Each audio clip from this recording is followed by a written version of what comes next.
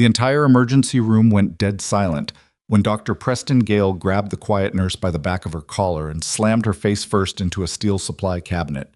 The sound of metal hitting bone echoed down the corridor. Everyone expected her to crumble. Everyone expected tears, shaking hands, a woman begging to keep her job. Instead, Nurse Adrienne Marsh peeled herself off the cabinet, turned around slowly, and looked Preston Gale directly in the eyes with an expression no one in that hospital had ever seen on her face before. Calm. Absolute. Unmovable. You shouldn't have done that. Before we go any further, if you're new here, hit that subscribe button right now because the story you're about to hear is only the beginning. Stories like this one, raw, real, and completely unexpected, drop on this channel regularly, and you do not want to miss what's coming. Tap like if you're already hooked, and drop a comment telling me what city and country you're watching from. I want to see exactly how far this story travels. Now, let's go back to the beginning, because what happened inside Hargrove Regional Medical Center in Baton Rouge, Louisiana, is something no one who was there will ever forget. The first thing people noticed about Adrienne Marsh was how easily she disappeared. She was the kind of person a room forgot the moment she stepped out of it. Medium height, slightly stooped at the shoulders, always in oversized navy scrubs that were clearly bought a size too large on purpose. She kept her dark hair pinned back in a tight bun, wore no jewelry, and never raised her voice above the level of a calm suggestion. When she walked through the corridors of Hargrove Regional Medical Center, she moved along the edges, close to the walls, away from the center of foot traffic. And if you happened to glance up from a chart at exactly the wrong moment, you might miss her entirely. That was not an accident. She had been at Hargrove for 3 months, long enough to know every supply closet on the floor, every broken ceiling tile, every nurse who pulled double shifts, and every physician who showed up 20 minutes late and acted like the delay was everyone else's problem. She knew which patients were high maintenance and which ones the overnight staff quietly prioritized. She knew where the backup defibrillator pads were stored when the cart ran out. And she knew that the vending machine on the 3rd floor would jam on the second selection every Tuesday, without fail. She also knew, from the very first week, exactly who Dr. Preston Gale was. He was the chief of emergency surgery at Hargrove Regional, and the hospital revolved around him the way a moon revolves around a planet, not because it chooses to, but because the gravitational pull leaves no other option. 51 years old, lean and sharp-featured, with the kind of silver hair that read as distinguished in photographs and intimidating in person. He had trained at Johns Hopkins, done a fellowship at Mass General, and returned to Baton Rouge specifically because Hargrove was the hospital his father had once chaired. His name was on a building, the Endowment Wing. Gale Surgical Sciences Pavilion. The lettering was 4 feet tall and visible from the parking structure. He was, by any standard the hospital applied, untouchable. And he knew it. Adrienne had watched him for those 3 months, the way she had once watched other environments she needed to understand, quietly, without drawing attention, cataloging information and storing it somewhere useful. She noticed the way he dismissed the nursing staff in rounds without looking up from his tablet, the way he corrected residents in front of patients with a patience that was clearly performative, designed to demonstrate his own authority rather than actually teach anything. The way he spoke to the charge nurse, Delia Watts, as if she were a traffic cone someone had left in his path. She noticed all of it. She said nothing. That was the agreement she had made with herself when she took this job. Keep your head down, do the work. Don't let the past follow you into this building. It was, she would later admit, a harder agreement to keep than she had anticipated. The trouble with Adrienne Marsh was that she was very good at her job, not in a way that announced itself. She didn't move fast or dramatically. She didn't have the practiced efficiency of someone performing competence for an audience. She was good the way a properly calibrated instrument is good, quietly, reliably, without fanfare, and with consequences that only became visible when something went wrong, and she was the one who caught it before it did. 3 weeks in, she had flagged a medication dosage error on a post-op patient that the attending had signed off on. The pharmacist confirmed the error. The attending was quietly notified. The patient never knew. 5 weeks in, she had identified early-stage compartment syndrome in a trauma patient the team was preparing to discharge. She had brought it to the resident on duty, framing it as a question rather than a correction. "I'm seeing some firmness in the anterior compartment. Would you want to take another look before we finalize discharge?" The resident checked. Compartment syndrome confirmed. Emergency fasciotomy scheduled. The resident never mentioned who had caught it first. Adrienne had not expected him to. 7 weeks in, she had quietly rerouted a confused elderly patient who had been given the wrong floor number by admissions and was heading toward the cardiac unit in significant distress. She got the woman seated, got her water, found the family who was waiting in the surgical waiting room, and returned to her station in under 9 minutes. The charge nurse didn't notice she'd been away. This was how Adrienne worked. Constant, invisible correction. She moved through the cracks of the system and fixed things before they became visible failures. And because the failures never materialized, no one connected her presence to the stability. They just assumed the shift was running smoothly. She had been doing exactly this her entire adult life. The friction with Preston Gale started, as most of the friction in that ER started, over a patient. It was a Tuesday in late October, the kind of gray, wet afternoon that settled over Baton Rouge like a damp cloth.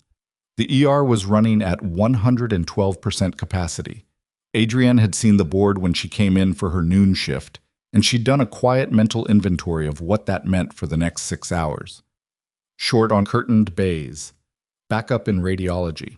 3 patients in hallway beds waiting for room assignments. The patient in Bay 7 was named Harold Kettridge, 63, brought in by ambulance after collapsing at the hardware store where he worked. The paramedic report listed probable cardiac event, and the attending on duty, a second-year resident named Dr. Simone Park, had started the standard workup: EKG, troponin, blood panel. She was methodical, thorough, and clearly tired in the way that residents near the end of a long run of shifts all look tired, as if the fatigue has moved past the body and settled somewhere in the eyes. Adrienne was restocking the cart 2 bays over when she heard the rhythm change. She didn't run. She walked quickly, which in the ER is essentially the same thing, and pulled the curtain aside to check the monitor. The QRS complex was widening. Not dramatically, not the kind of thing that would trigger an immediate alarm, but enough. She looked at the man in the bed who was sweating in a particular way, and she looked at his skin color, and she looked at the subtle but unmistakable position of his hands, which were gripping the bedrail not in fear, but in that specific compensatory way that bodies sometimes grip things when they are working very hard to maintain blood pressure. Dr. Park. Adrienne kept her voice level. Can I show you something on the monitor? Simone came over, looked, and her eyebrows shifted slightly. QRS widening. Yes, and I'm not seeing this as just cardiac. The BP trend over the last... Adrienne glanced at the readout. 22 minutes has been a slow drop. He's compensating. I want to put hyperkalemia on the differential. Simone looked at her. He's not dialysis dependent. No renal history in the intake. I know, but he had an ACE inhibitor listed in his medications, and he mentioned to me when I was taking vitals that he's been on a potassium supplement his GP started him on 6 weeks ago. That wasn't in the paramedic report. The resident paused. We can confirm with a repeat potassium level, Adrienne said carefully. But if it is significantly elevated, the treatment window is tight. Simone ordered the potassium level. It came back at 6.8. She started the calcium gluconate and called for the shift supervisor. Harold Kettridge did not have a cardiac event that afternoon. He had hyperkalemia severe enough to have caused a fatal arrhythmia within the next 45 minutes had it gone unrecognized. Adrienne was back at her cart when Preston Gale walked by, having been pulled from a surgical consult to oversee the management. He looked at the monitor, looked at Dr. Park, and said, "Good catch, Park." Then he walked back out. Simone Park looked at Adrienne across the bay and started to say something. Adrienne gave a small shake of her head. Not worth it. The patient was stable. That was the point. Gale had not looked at Adrienne once. 2 weeks later, it escalated. The situation in Bay 4 was complex. A 47-year-old woman named Sandra Okafor, who had been admitted with what appeared to be a severe asthma exacerbation, but was not responding to bronchodilator therapy the way she should have been. Adrienne had been managing her airway support for the past 40 minutes, watching the numbers, watching the patient, watching the gap between what the treatment should be doing and what it was actually doing. She pulled the attending, Dr. Rashid Nouri, a solid ER physician who had been at Hargrove for 6 years, and laid out what she was seeing. Nouri agreed it was atypical. He ordered a chest X-ray and started considering alternate diagnoses. That was when Gail walked in to consult on a separate patient in Bay 6 and saw Adrienne standing at Nouri's elbow, pointing at the monitor. "What is this?" he said. Not to Nouri, to Adrienne. "I was reviewing the breathing pattern with Dr. Nouri," she said. "The bronchodilator response has been suboptimal, and I wanted to—" "You're a floor nurse. ER nurse, yes. Then why are you standing here acting like you're running the differential?" Nouri stepped in. She flagged something worth looking at, Preston. "The patient isn't—" "I didn't ask you." Gail's voice dropped, which was more effective than raising it. "I'm asking her, what is your name?" "Adrienne Marsh." "Marsh." He said it the way someone says a word they're not planning to remember. "Who assigned you to this bay?" "Charge nurse has me covering 3 through 7 today." "Then cover them. Don't stand in the middle of a physician consultation offering opinions you're not qualified to give." He turned back to Nouri. "What's the current O2 SAT?" Adrienne stepped back. She did not argue. She did not explain herself. She stepped back to Bay 5, checked her patient there, adjusted the flow rate on a saline line that was running marginally too fast, and spent 4 minutes documenting her observations on Sandra Okafor's chart in precise clinical language that had nothing wrong with it and everything right. In the chart, she noted the suboptimal bronchodilator response, the breathing pattern anomaly, and her suggestion that cardiac origin bronchospasm be included in the differential. Sandra Okafor was diagnosed 40 minutes later with acute left heart failure presenting as cardiac asthma. The echocardiogram confirmed reduced ejection fraction. She was transferred to cardiac ICU. The diagnostic note in Adrienne's chart entry was time-stamped 43 minutes before the cardiologist reached the same conclusion. No one brought it up. Gail certainly didn't. What Adrienne did in the evenings, when her shift ended, was this. She went home to a small rented house on the east side of Baton Rouge that she had furnished with the minimalist practicality of someone who had spent years living out of a rucksack and hadn't entirely stopped thinking that way. She ate without ceremony. She ran 5 miles on a route she had mapped the first week she moved in, because knowing the route was how she made it feel like hers. She read medical journals, critical care, emergency medicine, military trauma literature, and she made notes in the margins, not for anyone's benefit but her own. She had been out of the Army for 14 months. The decision to leave had not been dramatic. There was no single event that broke it. She had done 8 years, most of it in environments she was not able to discuss in detail and didn't particularly want to, and at the end of it she had looked at the form for her next re-enlistment and thought, clearly and without sentiment, that she was done. She wanted a different kind of life. She wanted to work in a civilian hospital. She wanted to do her job without a threat assessment running in the background. She had not expected the civilian hospital to present its own version of that problem. The wall above her kitchen table had a single photograph pinned to it. Her unit, 12 people, standing in front of an unmarked vehicle in a location she wasn't allowed to specify, taken by someone whose name she had never learned. She was in the back row, second from the left. You could barely see her face. She was smiling, but not in a way that was obvious about it. She looked at the photograph sometimes when she got home from Hargrove. She looked at it and thought about what she had left and what she had tried to build instead, and whether the two things were even compatible. She had not answered that question by the time everything changed. It was a Friday, 7 weeks into November, and the ER was running a controlled chaos that felt 1 degree away from losing the control entirely. Adrienne had come in at 7 a.m. for what was supposed to be a standard 12-hour shift. By 9, they had 4 major traumas back-to-back: a 2-car collision on I-10, a construction site fall, a pediatric drowning resuscitation that ended well, which was not always the case, and a man in his 80s who had been found unresponsive in a park and was presenting with a clinical picture that suggested something more complicated than exposure. She had not stopped moving since she walked through the door. By 2 in the afternoon, she was in the medication room drawing up a syringe when she heard the commotion at the nursing station. Not the usual noise of a busy ER. Different. Lower. The kind of tension that lowers the ambient sound rather than raising it. She came out of the medication room and saw Preston Gale standing at the station with a tablet in one hand, and Delia Watts, charge nurse, 17 years at Hargrove, a woman who Adrienne had seen navigate catastrophic shift failures with the calm of someone who had made peace with disorder, standing in front of him with her jaw tight. "Recheck twice," Delia was saying. "The lab values are in the system. I don't know what you're looking at, but what I'm showing you is..." What you're showing me is a documentation error that someone on your team made, Gale said. He was not raising his voice, which was Adrienne had learned when he was at his most dangerous. And what I need you to do is find out which nurse signed off on the wrong panel, because I have a surgical patient who was sent to prep based on incorrect blood work, and that is not a problem I'm interested in solving on my own. Delia's expression didn't change, but the quality of her stillness did. I'm going to pull the records, and I need it in 10 minutes. He set the tablet on the desk. And I need this floor running competently. Can you manage that? Delia said nothing. Gale turned and walked back toward the surgical corridor. Adrienne watched him go. She looked at Delia, who had already picked up her phone and was pulling the records, professionally composed and visibly furious in a way that had nowhere to go. That afternoon, Adrienne found the source of the documentation discrepancy.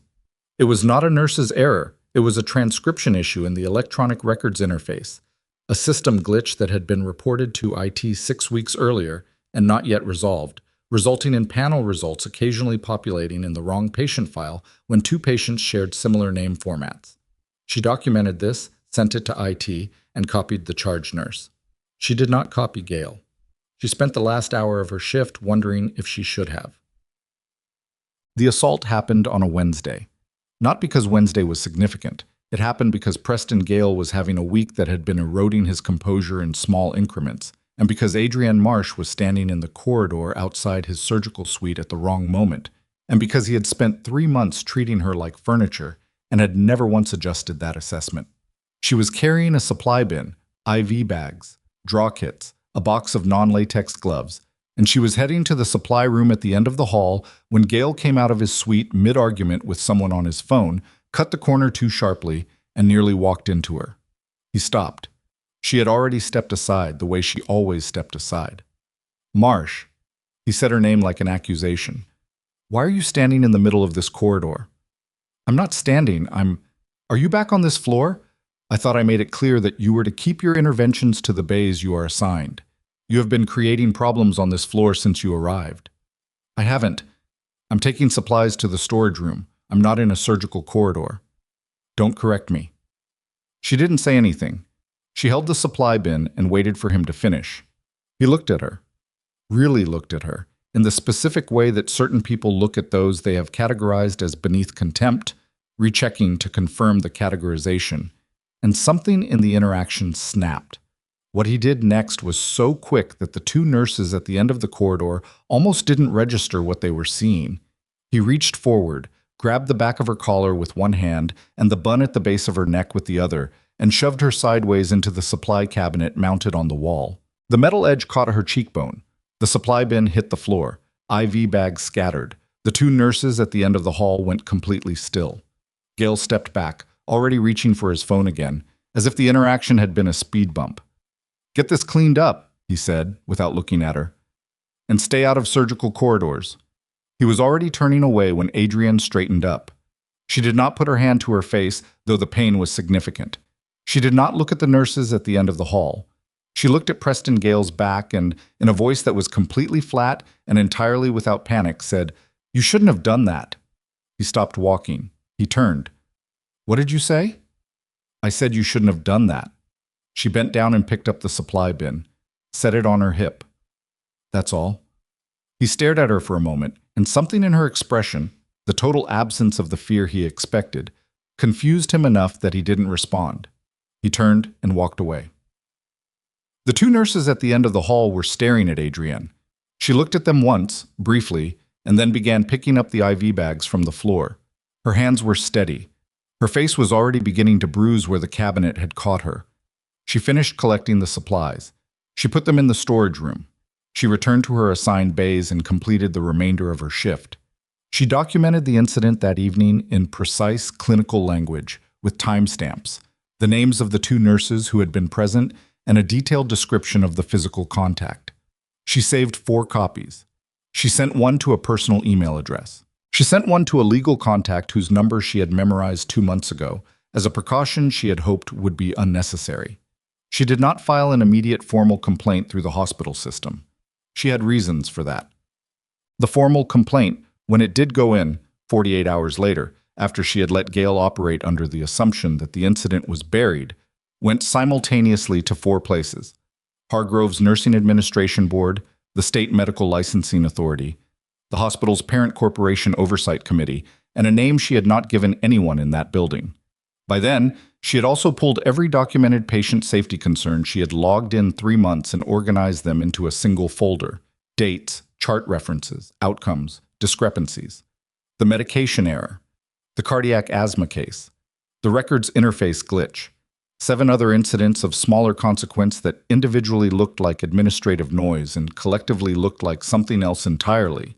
She had been very careful about what she had been building. She had also been very careful about what she had been waiting for. The answer to what she was waiting for came on a Thursday morning at 11:42 a.m. when the emergency radio channel that the hospital ER monitored crackled with a transmission that caused the duty coordinator to stand up straight and reach immediately for the direct line to the trauma bay. Hargrove Regional, this is Pelican 4, incoming military medical transport. 1 critical adult male, 38, closed chest trauma, active hemorrhage, unstable vitals. We are approximately 7 minutes out. Request trauma activation and surgical standby. The duty coordinator hit the activation. Adrienne was at the nurse's station when the alert went out. She heard military transport and closed chest trauma in the same sentence, and something in her changed register in a way that she hadn't felt in 14 months. She finished what she was writing. Then she moved. The trauma bay was organized chaos by the time the helicopter came down on the roof pad, which at Hargrove Regional was standard procedure. The rooftop had a direct elevator to the ER level that bypassed the main building, and when it was used for a military transport, it was because the patient inside it could not afford the extra minutes of a ground-level approach. The patient's name had not been released over the radio, which was also standard for certain categories of military personnel. What had been released was the mechanism: blunt force chest trauma sustained in a training exercise at a facility the flight medic declined to specify further. The vitals on arrival were not good. Systolic pressure in the 80s, oxygen saturation dropping despite supplemental oxygen at 15 liters per minute, respiratory rate elevated and labored in a specific pattern that Adrienne, standing at the back of the trauma bay as the gurney came through the elevator doors, recognized before anyone had finished reading the flight report aloud. Preston Gale arrived 30 seconds after the patient, which was actually fast for him, and took command of the bay the way he always took command of spaces, by positioning himself at the center of activity and speaking at a volume that assumed everyone else would reorganize around him. What are we looking at? He was already pulling on gloves. Closed chest trauma, decreased breath sounds on the left, SpO2 at 86 and dropping, the flight medic reported. He decompensated about 4 minutes out. We bagged him en route. Cardiac contusion is the lead, Gale said. Get me a 12 lead, get cardiology on the phone, and get me a crash cart. Adrienne moved to the left side of the bed. She looked at the patient. Big man, fit. The kind of physical condition that made certain injuries deceptively harder to read because the body compensated longer before it couldn't. His neck veins were distended. His trachea was not midline. She looked at those two things together, and she looked at the breath sounds, and she looked at the SpO2 that was now reading 83. Dr. Gale, her voice was level. This isn't cardiac contusion. He didn't look up. Marsh, get back on the wall. He has a tension pneumothorax, tracheal deviation, JVD, absent breath sounds on the left. He needs needle decompression right now. Gale looked up then. He looked at her with an expression that was more contemptuous than angry, which was somehow worse. I am the chief of emergency surgery. I did not ask for a nursing consult on my trauma management. He's going to code in the next 2 minutes if get security. He said it to no one in particular, in the tone of someone who expects the words to execute themselves. Get this nurse out of my trauma bay. 2 of the residents exchanged a look. Nobody moved immediately, which was unusual, and Adrienne noticed it and filed it and kept going. Listen to his left chest, she said. Not to Gale. To the room. Somebody listen to the left chest right now. Dr. Simone Park, the same resident from the Kettridge case 6 weeks ago, was holding a stethoscope. She looked at Gale. Then she looked at the monitor, where the SpO2 had dropped to 81. Then she put the stethoscope to the patient's left chest. The expression on her face was answer enough. Gale saw it. Park, step back. We are doing this, The monitor alarmed. not the steady deterioration alarm, the flat alarm, the one that meant there was nothing left to deteriorate. The room snapped into a different gear, and Gail was already moving, calling for the defibrillator, calling for EP. And Adrienne had already made the calculation that would define every single thing that happened after. She was at the supply cart. She had the 14-gauge needle in her hand before the decision was fully conscious. Gail looked up. "What are you doing?" "Decompressing his chest. You will not—" He crossed the bay and grabbed the back of her collar, the same gesture from the corridor, the same automatic reaching for control. And Adrienne did not think. She had not used her training in 14 months. Her body had not forgotten. She moved under his grip with a precision that came from years of instruction and reinforcement. One pivot, one controlled rotation of his wrist, a weight shift that used his own forward momentum against him. And Preston Gale went down to one knee on the trauma bay floor with a sound that was mostly surprise. He was not hurt. He was on the floor. The room froze. Adrienne turned back to the patient. Her hands were not shaking. That was the thing she would remember most clearly afterward. That after everything, after the corridor and the cabinet and the 3 months of invisible work and the moment of instinct on the floor, her hands were steady the way they had been trained to be steady in conditions that made steadiness difficult. She found the second intercostal space, mid-clavicular line. She inserted the needle. The air that escaped had the specific sound and character that confirmed everything she had said.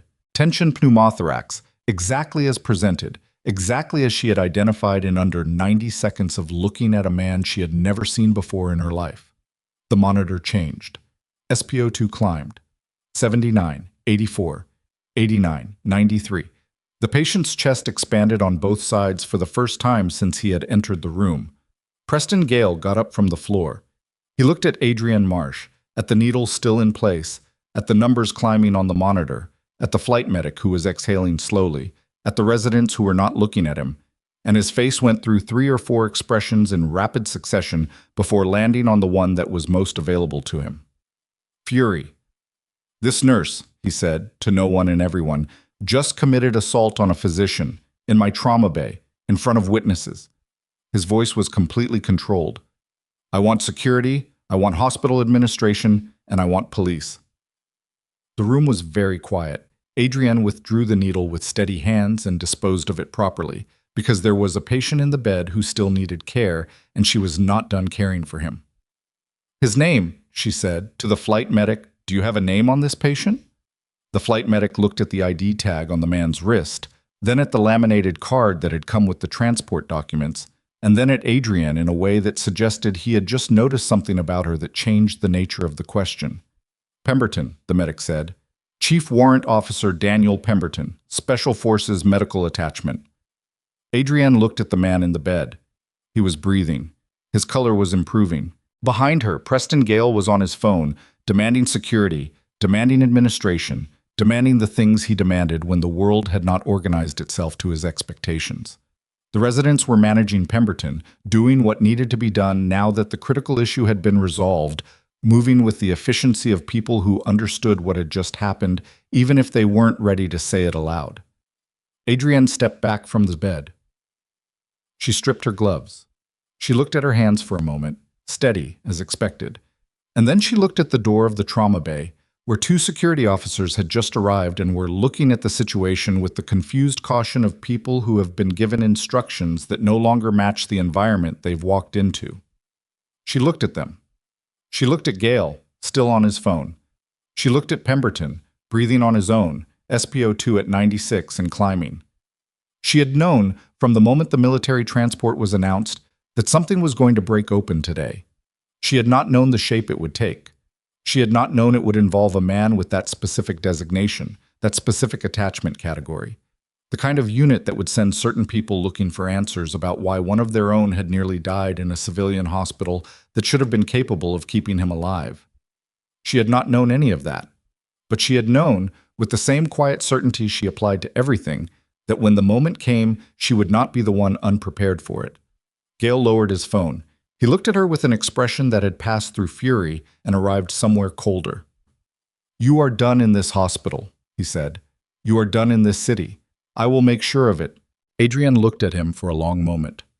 "Call whoever you need to call," she said. Then she walked to the corner of the bay and picked up the supply bin she had set down when the transport gurney came through the door. The two security officers looked at each other. Outside, somewhere above the hospital, the military helicopter was still on the roof pad. The flight medic had not left the building. He was standing slightly apart from the chaos of the trauma bay, and he had his own phone in his hand, and he was looking at Adrienne with the expression of someone who has just recognized something they were not expecting to see here, in this place, in these clothes. He did not say anything, not yet, but he was making a call of his own. The flight medic's name was Corporal Travis Odom, and he had been flying medical transports for 6 years, and in 6 years he had seen a lot of things that didn't add up until they did. What he had just seen in Trauma Bay 1 at Hargrove Regional Medical Center added up very quickly.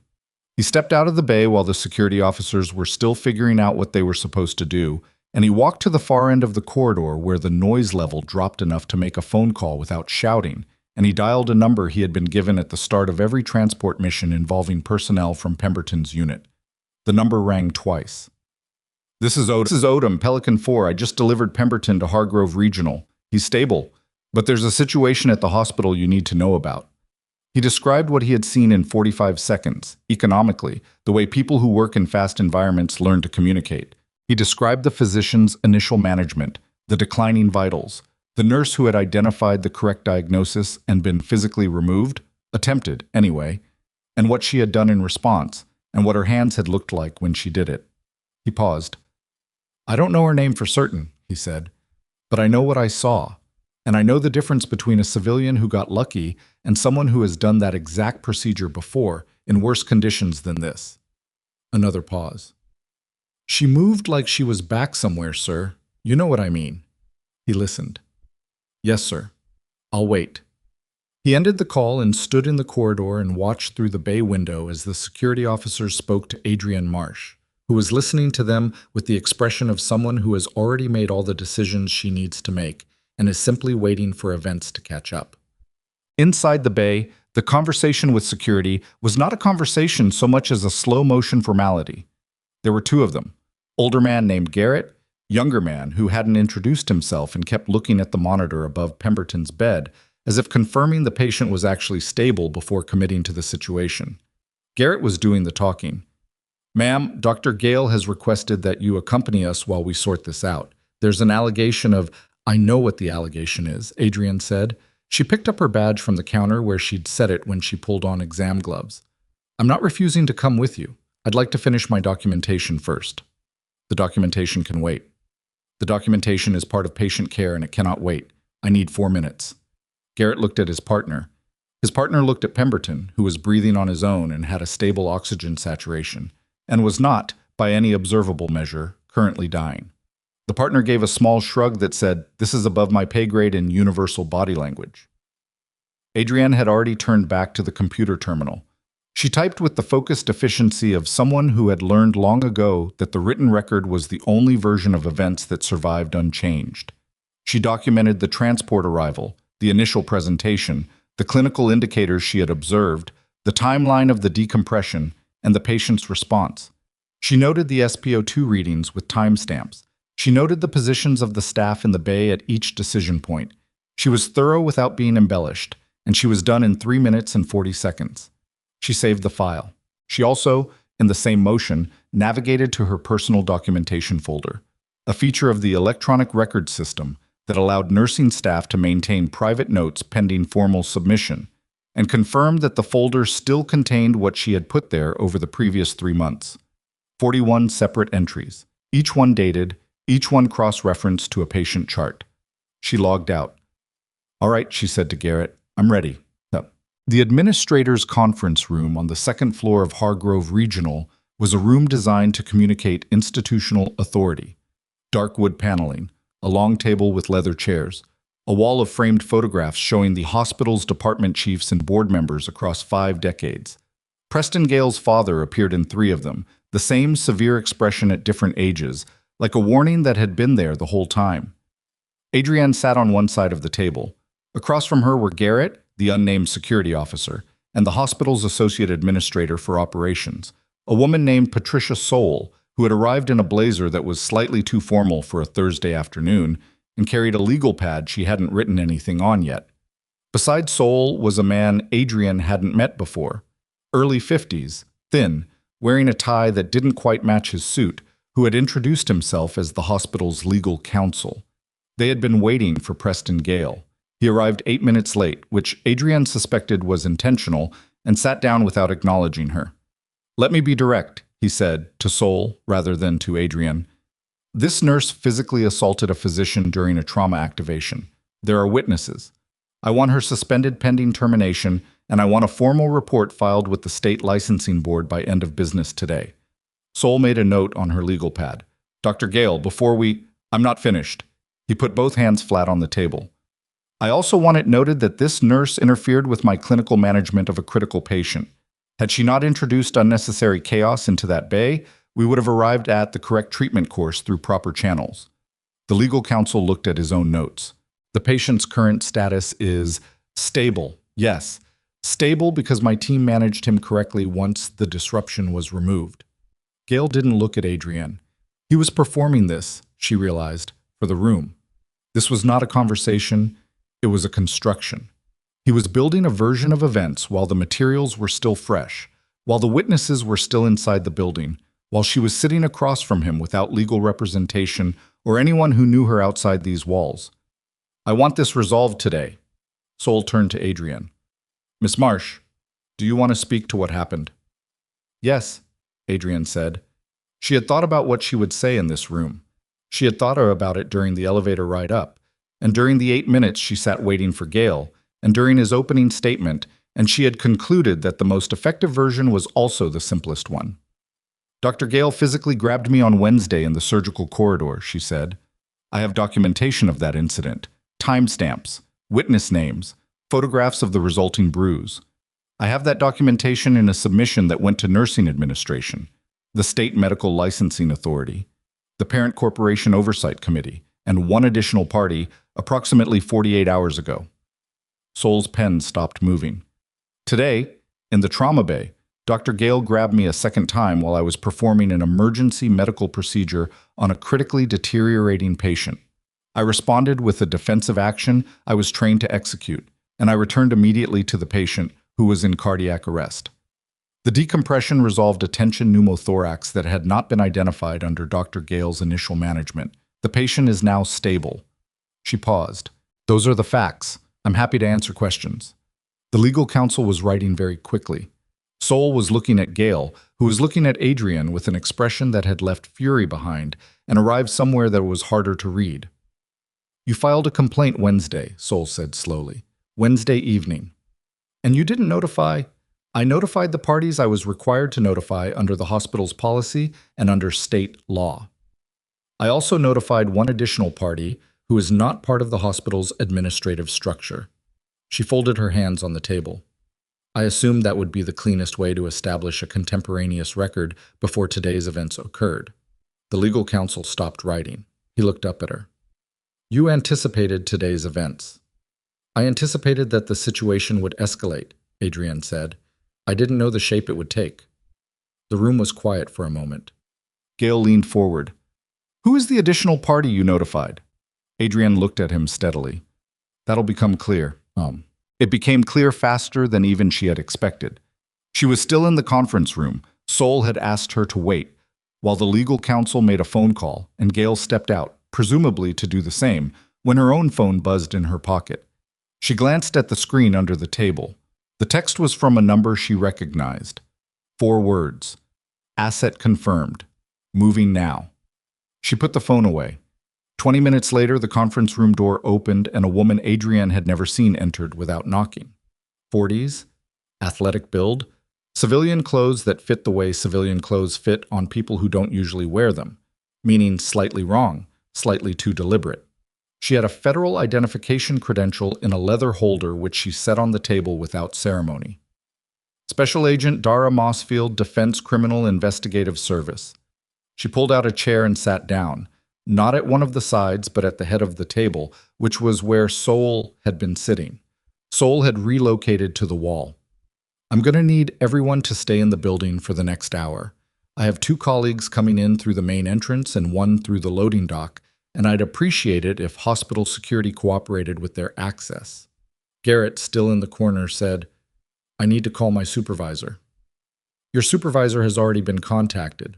Mossfield looked at the legal counsel. Who are you? He told her.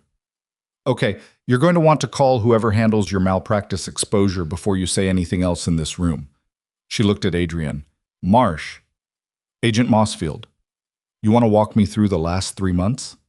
Yes, Adrienne said. I do. Preston Gale spent 40 minutes in the corridor outside the conference room before he was joined by his father. Hargrove Regional's chief of the board, Dr. Ellison Gale, arrived in a charcoal suit at 4:27 p.m. with the specific energy of a man who has been interrupted doing something more important and intends for everyone in the vicinity to understand that. He was 68, silver-haired in a way that suggested the silver was an achievement rather than a consequence, and he moved through the hospital with the proprietary ease of someone who had helped fund 3 of its wings. He had received a call from his son and a separate call from the legal counsel, and he had put both calls together with the information he already had and driven over from the private club where he'd been having a late lunch, and he was not, his expression made clear, pleased. Where is she? He said, not bothering to lower his voice. Conference room. There's a federal agent. I heard. Ellison stopped walking and looked at his son with an appraisal that was not, Adrienne would later be told, warm. What I need to understand is how a suspended floor nurse ends up with a federal investigative contact before any of this happened. That kind of connection doesn't come from nowhere. She said she was ex-military.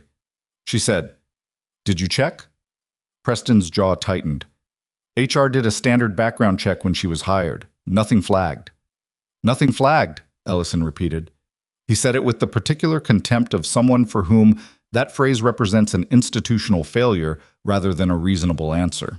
She's been in this building for 3 months, and you've been antagonizing her for 3 months, and at no point did you think it was worth knowing more than the standard background check told you.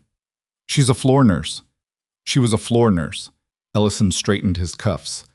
She is now whatever she is, which is clearly something more complicated, and we need to be very careful about the next 12 hours. He turned toward the conference room. I'm going in. The agent said to wait. I don't wait in my own hospital. He walked to the conference room door, knocked once, and opened it without waiting for a response. Adrienne was in the middle of describing the medication documentation error from week 3. She stopped when the door opened. Agent Mossfield turned in her chair. Sir, this room is... I'm Ellison Gale. This hospital is partly my family's endowment. I have a right to be present in any administrative proceeding. This isn't an administrative proceeding, Mossfield said. This is a preliminary interview, and you can wait in the corridor. She said it without raising her voice, in the tone of someone who has sent significantly more imposing people out of rooms and found it unremarkable. Please close the door on your way out. Ellison Gale stood in the doorway for 3 seconds, long enough for everyone in the room to understand that he was choosing to comply rather than being made to, and then he closed the door. Mossfield turned back to Adrienne. You were at the medication error. Go ahead. What Adrienne described over the following 90 minutes was not, by itself, a dramatic story.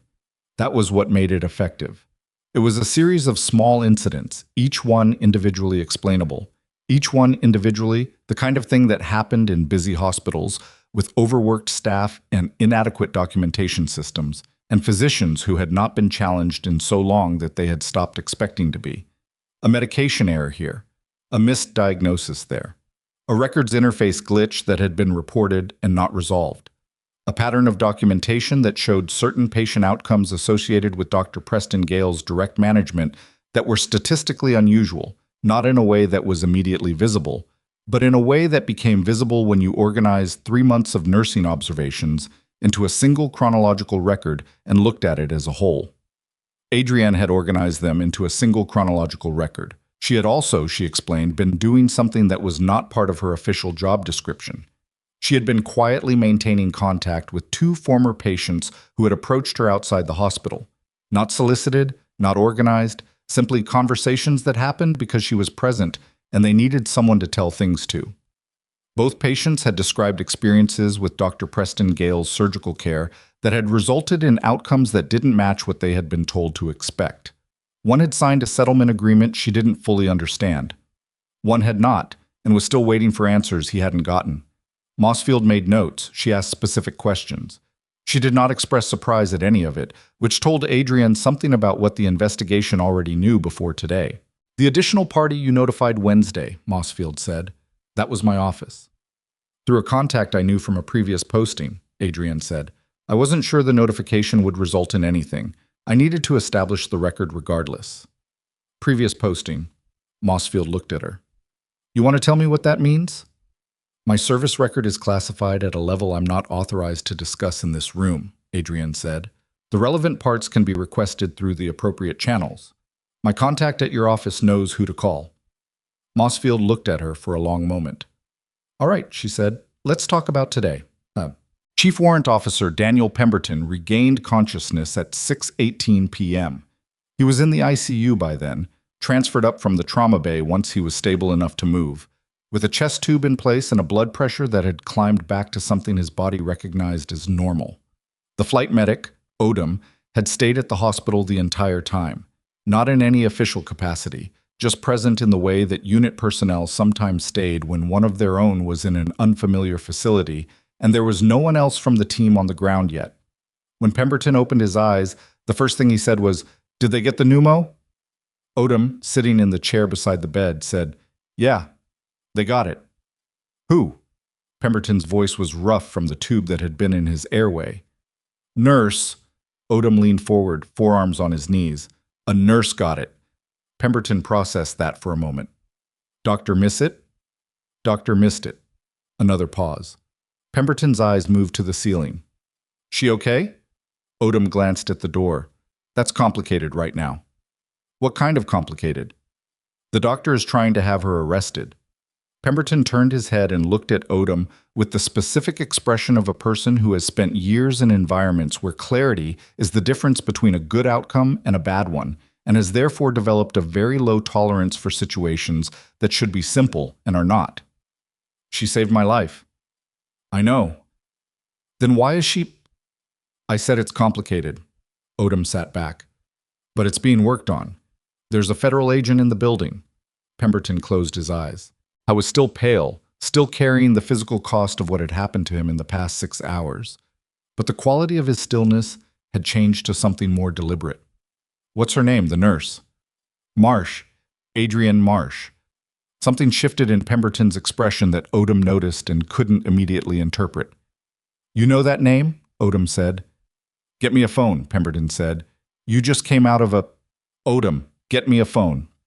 Downstairs, the situation had changed shape again. Ellison Gale had not waited in the corridor.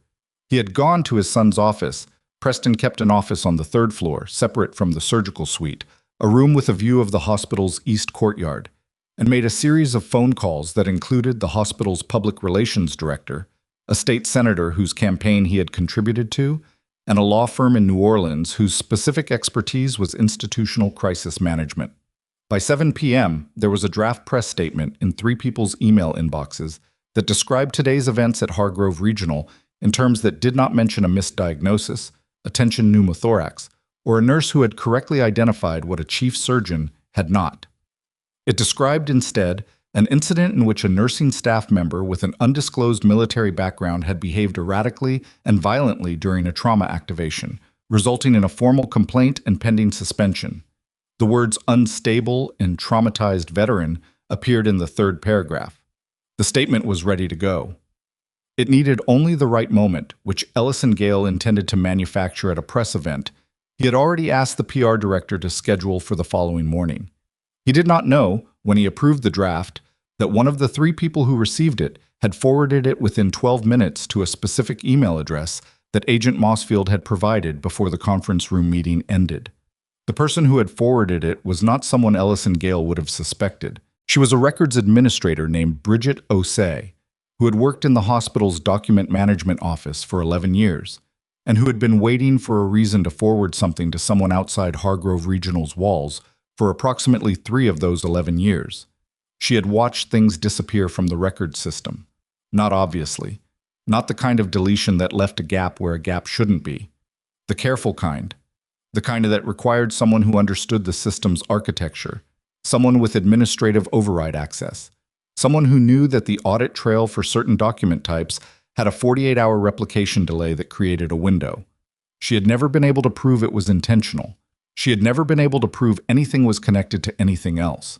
She had a folder on a personal USB drive that she had been updating, on and off, for 3 years, documenting anomalies she couldn't explain and access logs she couldn't account for. She had put the USB drive in her bag that morning without quite knowing why. Routine, almost. Reflex. When Mossfield's business card ended up in her hand, left at the nurse's station by one of the federal contacts who had come in through the loading dock, Bridget Osei had looked at it for 45 seconds and then walked to the bathroom and called the number. She was still in the building when Ellison Gale's press statement went out to the 3 recipients. She forwarded it before she put her coat on. Adrienne didn't know any of this yet.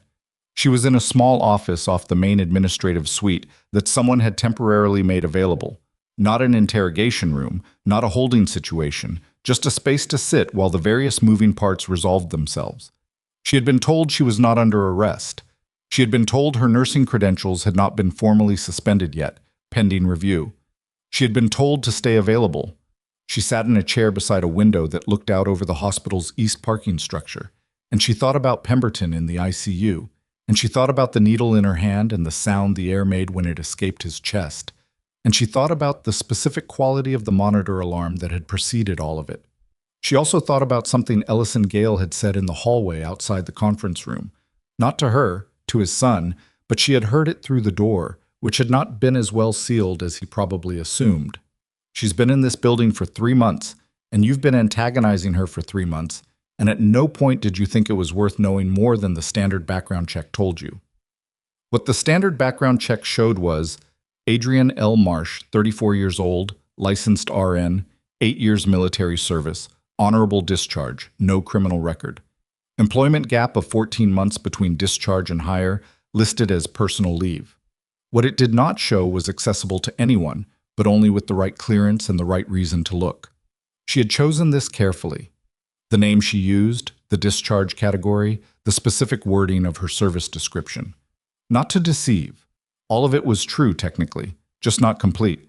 She had not lied on her application. She had answered every question asked, and not answered the questions that weren't. It was, she recognized, a strategy with a limited shelf life. The moment the right person pulled the right thread, everything would unravel, or more accurately, everything would resolve, which was a different thing depending on where you were standing. She heard footsteps in the corridor. Not the quick functional footsteps of hospital staff on task, something with a different rhythm. Deliberate. 2 sets. The door opened. Agent Mossfield entered first. Behind her was a man in a uniform that was not police and not hospital security. Army service uniform, dark green, the kind of formal dress that meant this was not a casual visit. He was in his late 50s, with the posture of someone for whom posture had long since become involuntary, and he wore the rank insignia of a brigadier general. Adrienne stood up. She did not know him personally, but she recognized the insignia of the unit patch on his left shoulder because she had worn a version of it herself. And seeing it here, in this room, in this context, landed somewhere behind her sternum in a way she hadn't prepared for. The general looked at her. His expression was not warm or cold.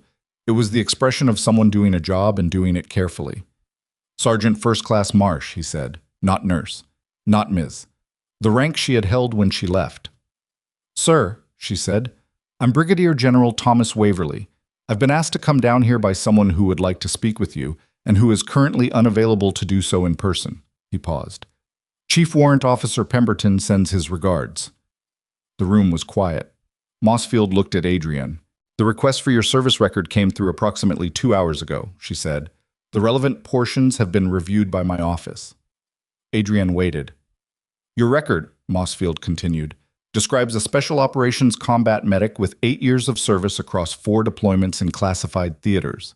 It describes 17 documented emergency medical procedures performed under combat conditions. It also describes a commendation for a field decompression procedure performed on a Special Forces officer during a training accident in, she checked her notes, a location I'm not going to name in this room. She lowered the notes. You've done this before, Mossfield said. Exactly this. In the field.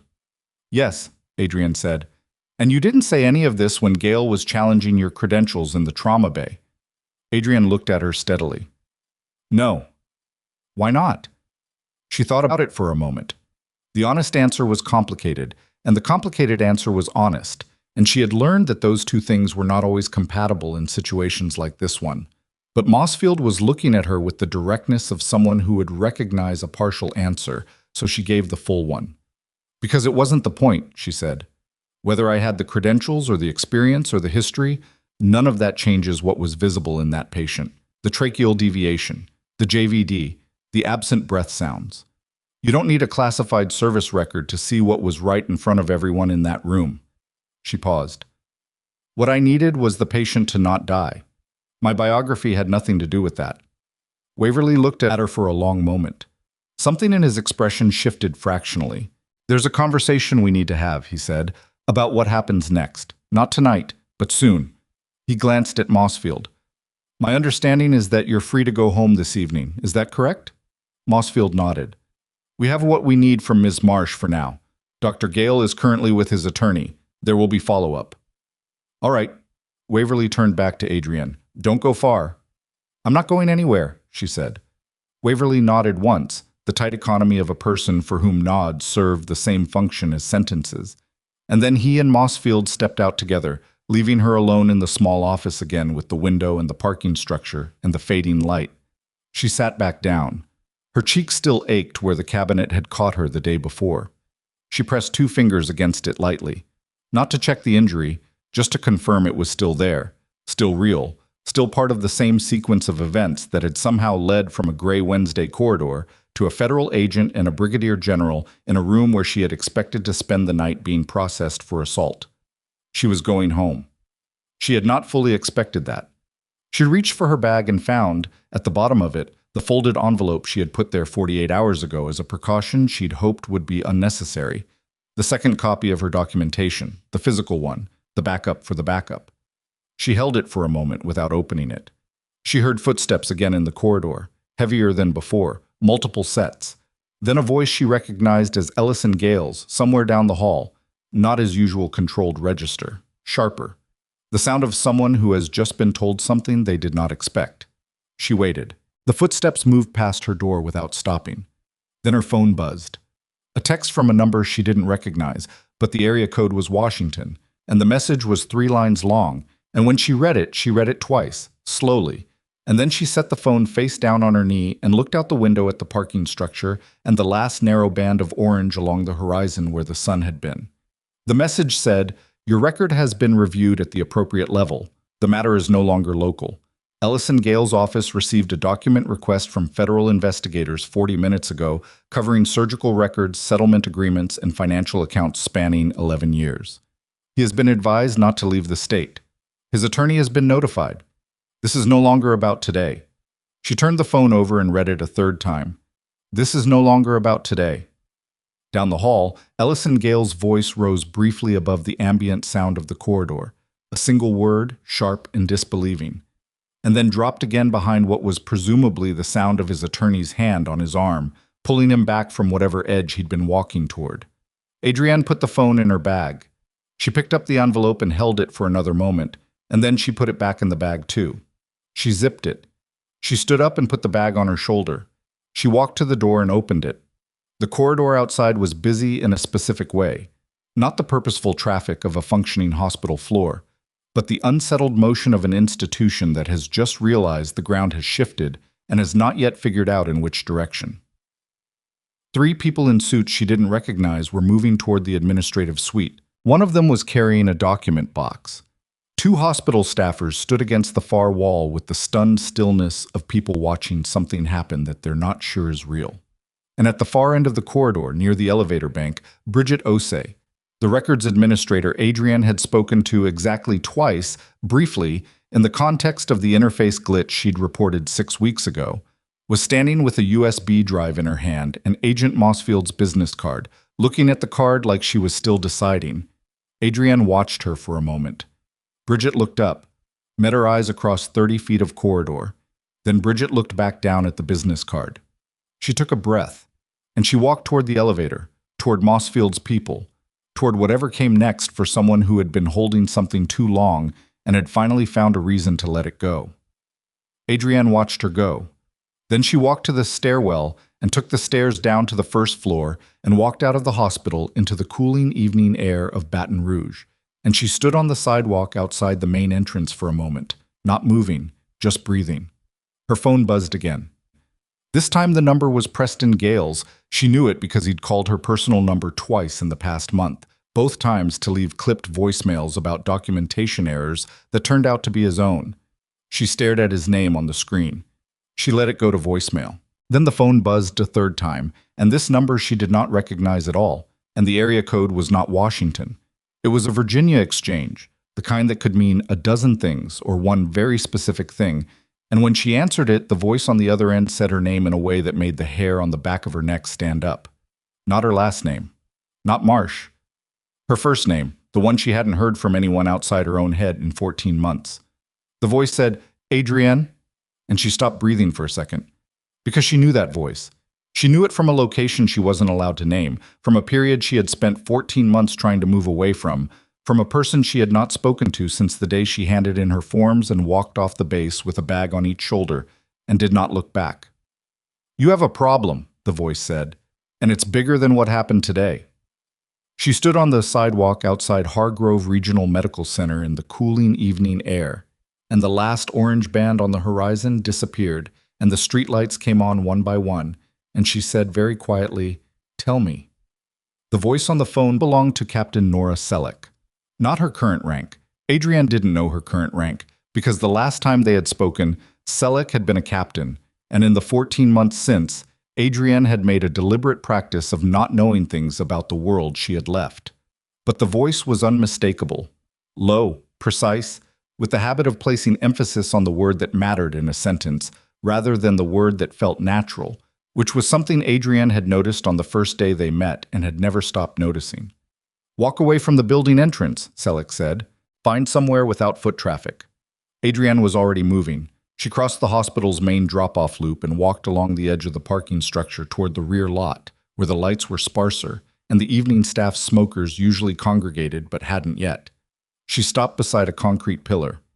"Okay," she said. "You made a call to the DCIS field office 48 hours ago through Marcus Webb." "Yes." "Webb flagged it up the chain before he flagged it to the DCIS. That's why Mossfield was there faster than you expected." A pause. "That's also why I'm calling you." Adrienne leaned her shoulder against the pillar. "What does the chain say?" "The chain says that what you've been documenting at Hargrove Regional for the past 3 months overlaps with something that was already in motion before you ever walked into that hospital." Selleck's voice stayed level, but there was a quality underneath it. Not alarm, more like the careful management of something that could become alarm if it wasn't handled correctly. "The Gale family, specifically Ellison Gale and his board relationships. There's a procurement connection." Adrienne was quiet for a moment. "Medical procurement. Federal contracts. Surgical hardware specifically. Devices used in veteran care facilities under a DoD partnership program. Hargrove Regional is one of 6 hospitals in the network. Ellison Gale sits on the board of the company that holds the primary contract." Another pause. "The devices have been producing anomalous failure rates in veteran patients for approximately 31 months. The investigation has been working the financial side. What they didn't have was the clinical side. Documentation connecting the hardware failures to specific surgical outcomes, and a pattern of institutional suppression." "That's what I have," Adrienne said. "That is what you have." She pressed 2 fingers against the bruise on her cheek. "The patients who approached me. The settlements. Likely related, yes." She stared at the concrete of the parking structure. The surface was stained with old oil and new rain, and the overhead light had a flicker to it that was getting worse. And none of this was what she had been building toward when she took the job. She had been building toward something much smaller. A single bad surgeon in a single bad hospital, brought accountable through the appropriate channels. The shape of what Selleck was describing was categorically different. "How long has this been running?" she said. "The financial investigation, 14 months. The same 14 months she had been out of the Army. She didn't say that." "What do you need from me?" she said. The DCIS needs your documentation formalized and submitted to the federal case file by morning. Everything you have, the clinical records, the patient contacts, the incident reports. All of it needs to transfer from a private nursing complaint to federal evidentiary status tonight. Selleck paused. And there's something else. Tell me. The records that Bridget Osei has been keeping. The anomalies in the document management system. The investigators need those too, and they need them before Ellis and Gale's attorneys figure out what she has, because right now the attorneys don't know about her. If they find out, she forwarded the press statement, Adrienne said. Mossfield's people already have her. A brief silence. How do you know about the press statement? I saw Osei in the corridor. I saw her decide. Adrienne pushed off the pillar. If Mossfield has her, then Mossfield knows about the USB. Maybe. But formal custody of that evidence needs to be established tonight before the hospital's legal team can move to claim it as institutional property and tie it up in a protective order. Selleck's voice tightened slightly, which was the equivalent, in Selleck's register, of shouting. Adrienne, tonight means in the next 2 hours. I understand. She was already walking. I need to get back inside. You were told to go home. I know. She was at the entrance. The sliding doors opened. Call Mossfield. Tell her I'm coming back in.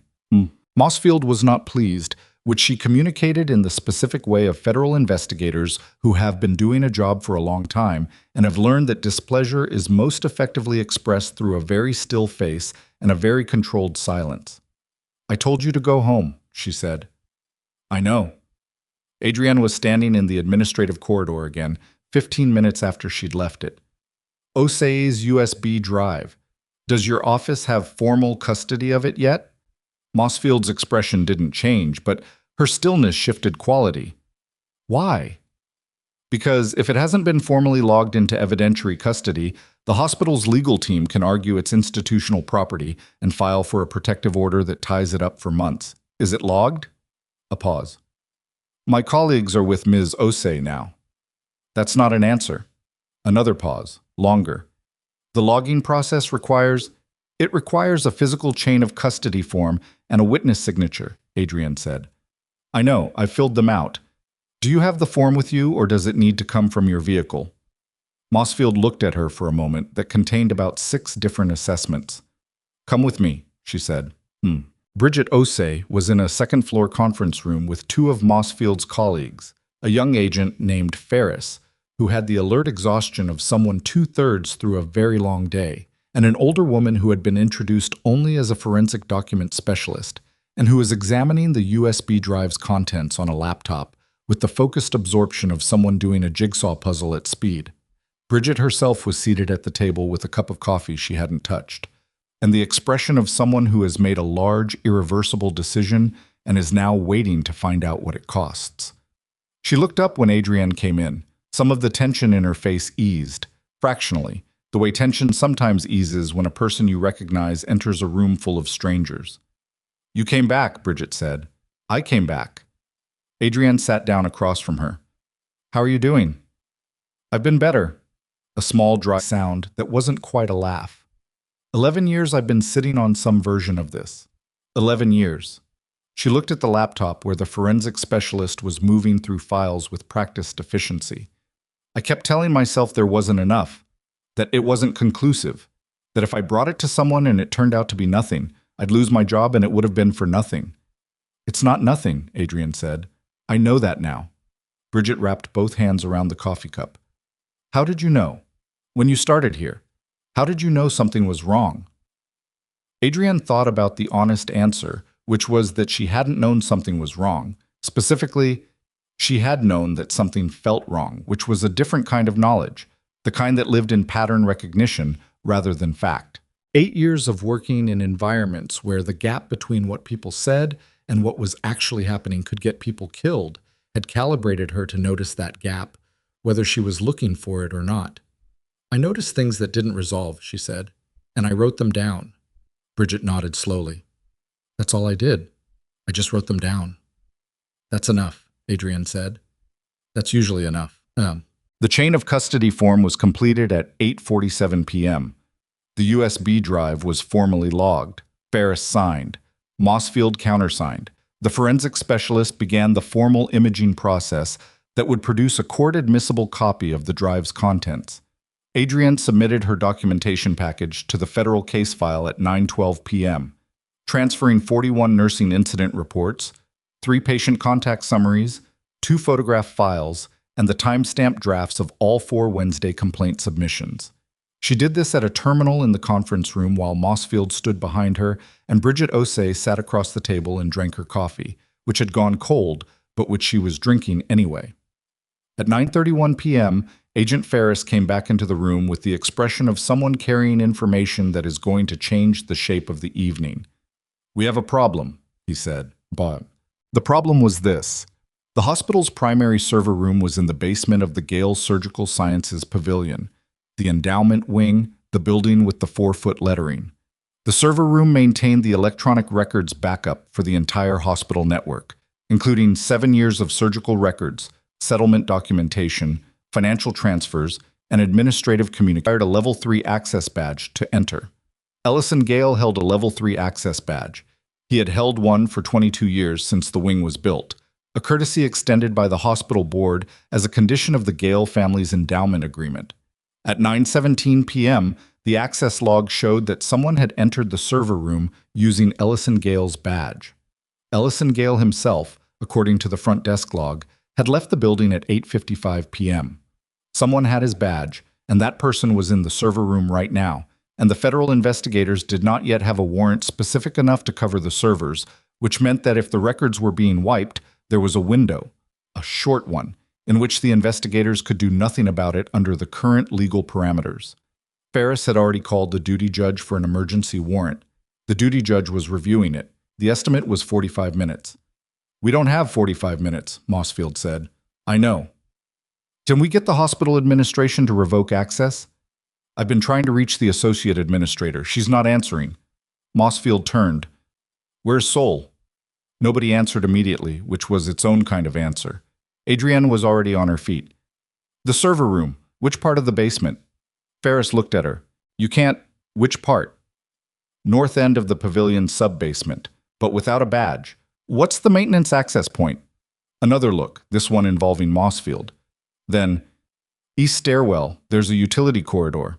The server room has a secondary ventilation access panel that maintenance uses, but it requires tools and you'd need to know does the ventilation panel access the room or just the crawl space above it?" "The crawl space routes through to a ceiling access above the server racks, but I need a flathead screwdriver and a flashlight," Adrienne said. "And I need someone to keep trying Sol, because if you can get administrative badge revocation in the next 10 minutes, that's faster than everything else." "Marsh," Mossfield's voice was sharp. "If you go in there without authorization—" "I know." She looked at the agent steadily.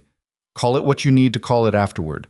Right now, somebody is destroying 11 years of evidence, and I know how to stop them physically, and you need a warrant." The room held that for 3 seconds. Mossfield looked at Ferris. "Get her the screwdriver."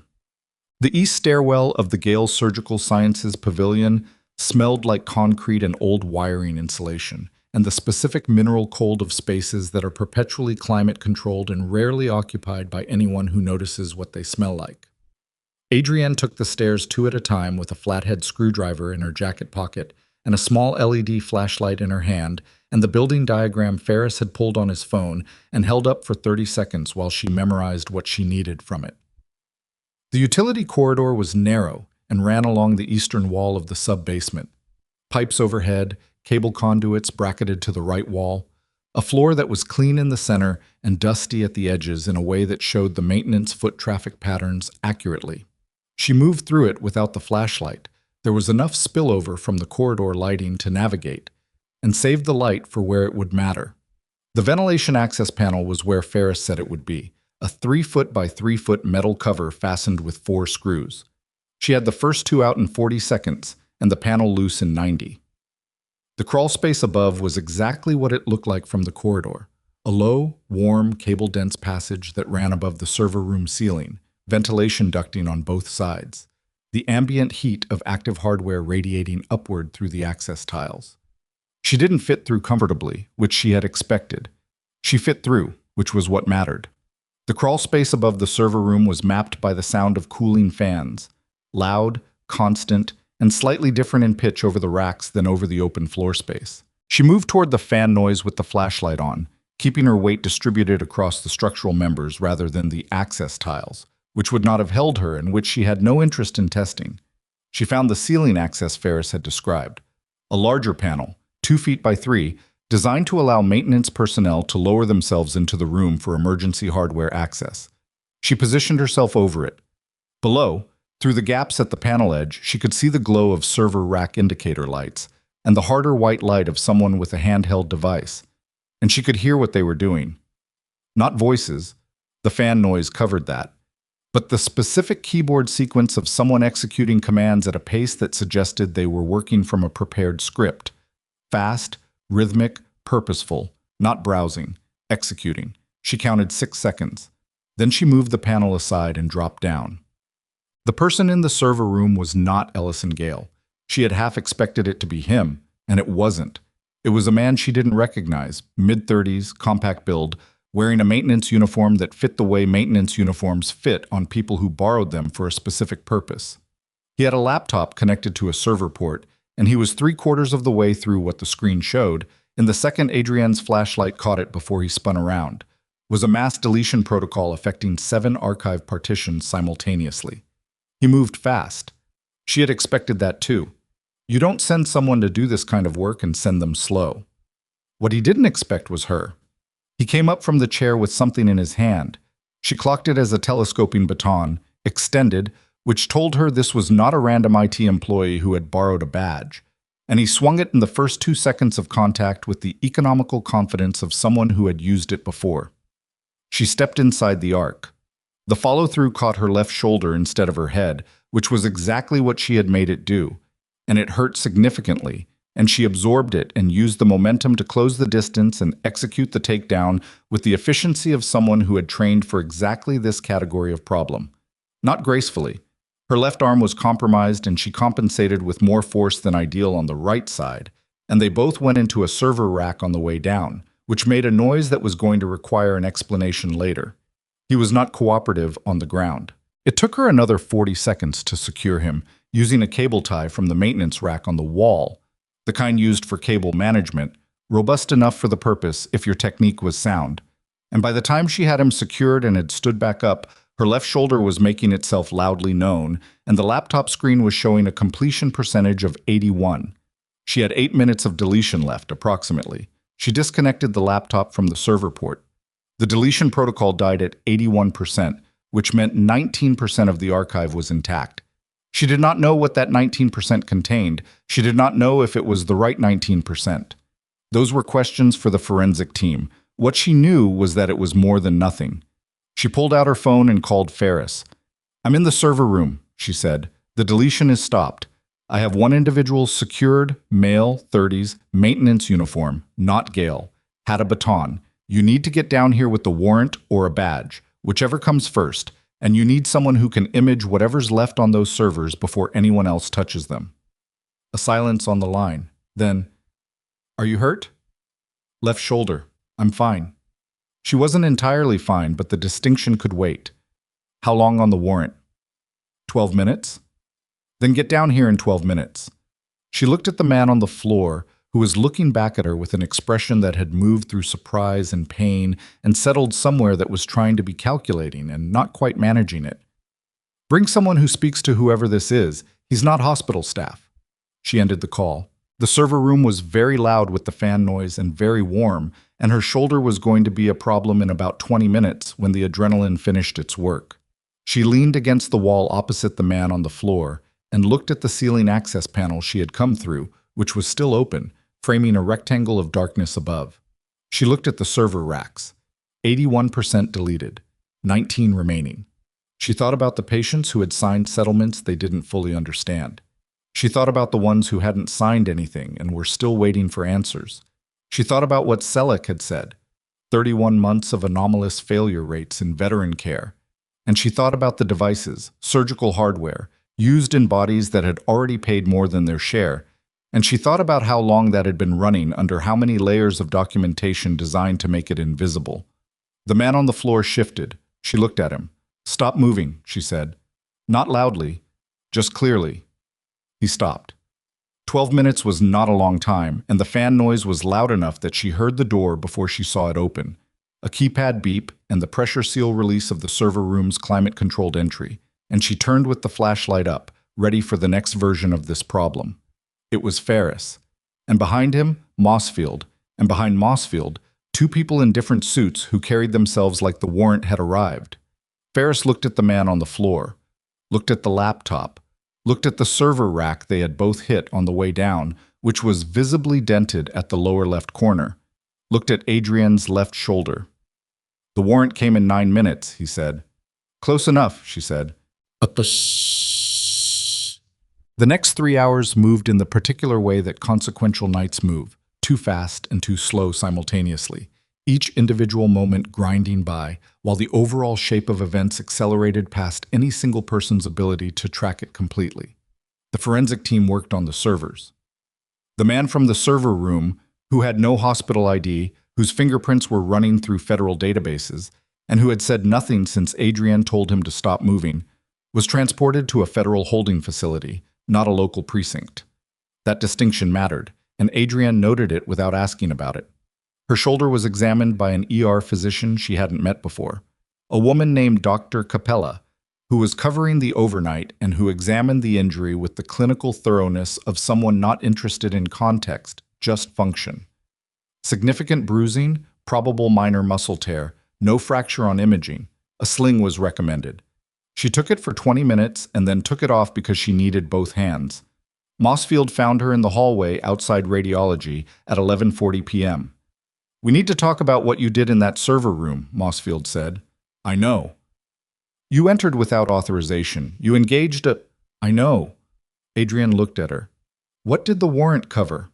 A pause. The pause of someone recalibrating. "The full archive, including the partition that was deleted. Forensic recovery is already running on the deleted segments. Server deletion at that speed rarely destroys data completely. It removes index pointers. The data is likely recoverable." "All of it?" "Enough of it." Mossfield folded her arms. "The man you detained, his prints came back. He's a private security contractor. His company has a service agreement with 3 of the 6 hospitals in the DoD network, including this one." Adrienne let that sit for a moment. "Ellison Gale hired a contractor to destroy the records. We're not at charging language yet. But the badge access was logged to Gale's credential, and the contractor's company has existing financial relationships with Gale's procurement network." Mossfield looked at her steadily. "The financial investigation has been building this for 14 months. What you and Osei provided tonight gave them the clinical anchor they needed to connect the procurement irregularities to actual patient harm. That changes the charge categories significantly." Adrienne thought about what that meant in concrete terms, not the legal language, the human terms. People who had been hurt, families who had been settled into silence, veterans who had gone into surgical suites with compromised hardware and come out with outcomes they had been told were acceptable risks. "Preston Gale," she said, "is being interviewed by my colleagues right now, separately from his father." Mossfield's expression was neutral. "He's retained separate counsel, which is its own kind of information." Separate counsel meant Preston was not coordinating with Ellison, which meant one of them had decided the other was expendable, and the only question was which direction the calculation ran. Adrienne's phone buzzed. She looked at it. Unknown number. Different Virginia exchange than Selleck's. She answered. "Marsh." A voice she didn't know. Male, not military in register, but not military either. The particular cadence of someone who had been adjacent to it for long enough to absorb the patterns. "I'm with the Senate Armed Services Committee oversight staff. We've been briefed on the Hargrove situation and the connection to the DoD procurement network.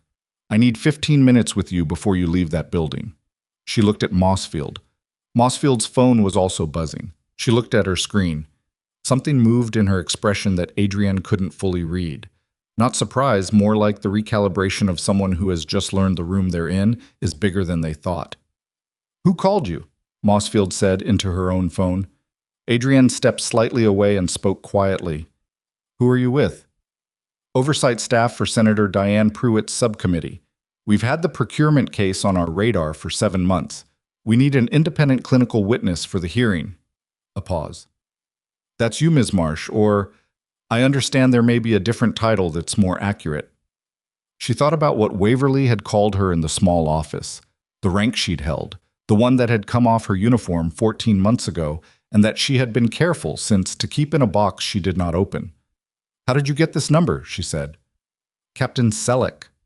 Of course.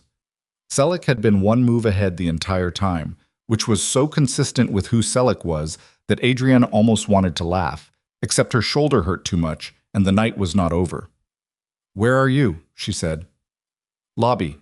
I came in while your people were processing the server room situation. She turned. Through the corridor's glass partition, she could see the main lobby 2 floors below. The atrium, the information desk, the after-hours quiet of a hospital at midnight. A man in a gray suit was standing near the reception desk looking at his phone. She looked at him for a moment, then she looked at Mossfield, who had finished her call and was standing very still with an expression that had arrived somewhere she hadn't been when the night started. What is it? Adrienne said. The forensic team found something in the 19%, Mossfield said, the portion that wasn't deleted. What kind of something? Internal communications between Ellison Gale's administrative email and a compliance officer at the DoD procurement office, dating back 4 years. She paused. They were discussing how to classify device failure reports to avoid mandatory adverse event reporting to the FDA. Adrienne was quiet. This isn't just malpractice suppression anymore, Mossfield said. This is federal regulatory fraud, the kind that carries… She stopped herself. The kind that changes everything about this case. The lobby. The man in the gray suit. A Senate subcommittee. The server room. The contractor. Ellison Gale's badge. 41 nursing incident reports. 3 months of work. A floor nurse whom no one had looked at twice. Adrienne's shoulder ached in a dull, persistent way that she was going to have to manage carefully for the next several weeks. Her cheek was still bruised from the cabinet in the corridor. She was standing in a hospital hallway at 11:50 p.m. wearing the same clothes she'd put on at 6:30 that morning, and the night was apparently not done with her yet. Tell the man in the lobby I'll be down in 5 minutes, she said to no one in particular, because Mossfield wasn't her assistant and Ferris was with the forensic team, and there was no one to tell except herself. She walked to the elevator. The man from the Senate oversight staff was named Kevin Aldert, and he was methodical in the way of people who prepare for every version of a conversation before they have it. He shook her hand, noted her shoulder with a glance he didn't comment on, and guided her to a seating area near the lobby's east windows that was far enough from the information desk for privacy. I'll be direct, he said. The subcommittee has been trying to get clinical documentation on this procurement network for 7 months. The financial evidence is substantial, but financial evidence in procurement fraud cases requires a parallel track demonstrating harm, actual patient harm, documented, attributable, with a clear causal chain from the device failures to the outcomes. He set a folder on the table between them, didn't open it. What you documented here over the past 3 months, combined with OSE's records anomalies, provides that track. I didn't document device failures, Adrienne said. I documented surgical outcomes and institutional suppression patterns. Right, and our analysts spent 40 minutes this evening cross-referencing your incident reports against the device serial numbers and the surgical records, which we've been compiling separately for 7 months. He opened the folder then, turned it, pushed it toward her. 14 of your 41 documented cases involved procedures where a device from the flagged contract was implanted. 9 of those 14 showed anomalous post-operative complications consistent with device failure. 7 of those 9 resulted in additional procedures. 3 resulted in patient deaths. Adrienne looked at the page. The numbers were clean and terrible and made complete, horrible sense. You didn't know, Aldert said. I knew something was wrong with the outcomes. I didn't know the mechanism. She looked up from the page. The patients who approached me. The 2 I mentioned in the DCIS interview. We'll need their information, voluntary testimony, if they're willing. Nobody will be compelled. She thought about the woman who hadn't signed a settlement, the one still waiting for answers. She thought about what it would mean to give that woman a room with the right people listening. I'll ask them, she said. Aldert nodded. He pulled the folder back, straightened it. The hearing is scheduled for 6 weeks out. We'd like you to provide clinical testimony as an expert witness. Your service record, The portions that can be discussed in an unclassified setting will also be relevant to establishing your qualifications. The portions I'm authorized to discuss, she said. Yes. We've already coordinated with the relevant command authority on what can be presented. He paused. Brigadier General Waverly has indicated he'll appear on the same panel. She absorbed that. Waverly, in uniform, at a Senate hearing, on the same panel as a nurse who had been filed for assault less than 12 hours ago. There's something else, Aldert said. She waited. The press statement that Ellis and Gale's office drafted this evening. The one describing you as an unstable veteran. He looked at her carefully. It was sent to 6 media contacts before the DCIS got the injunction to suppress it. 2 of those contacts published preliminary versions online before the injunction reached them. The stories are live. Adrienne went very still. They're small outlets, Aldert said, but they're live. And Gale's PR team is aware that the injunction only covers further distribution, not what's already up. They're going to try to use what's already out there. She thought about what those stories said. Unstable, traumatized, violent. Her name, her photograph, the hospital ID photo, the one where she looked tired because she had been tired, the one that would read, in that framing, exactly the way they needed it to. She thought about what people would see when they looked for her name tomorrow. She thought about the 14 patients, the 9 complications, the 3 deaths. Can they be corrected? She said.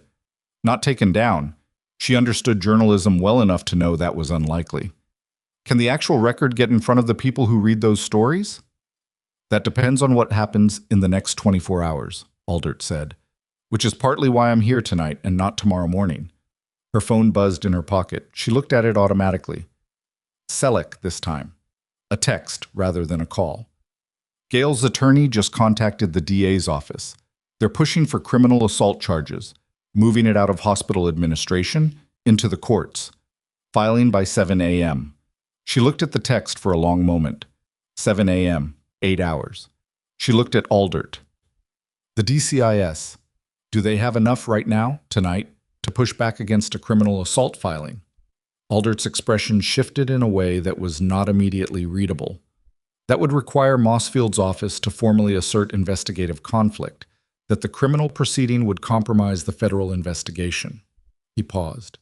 It's within her authority. It's a significant move. Would she do it?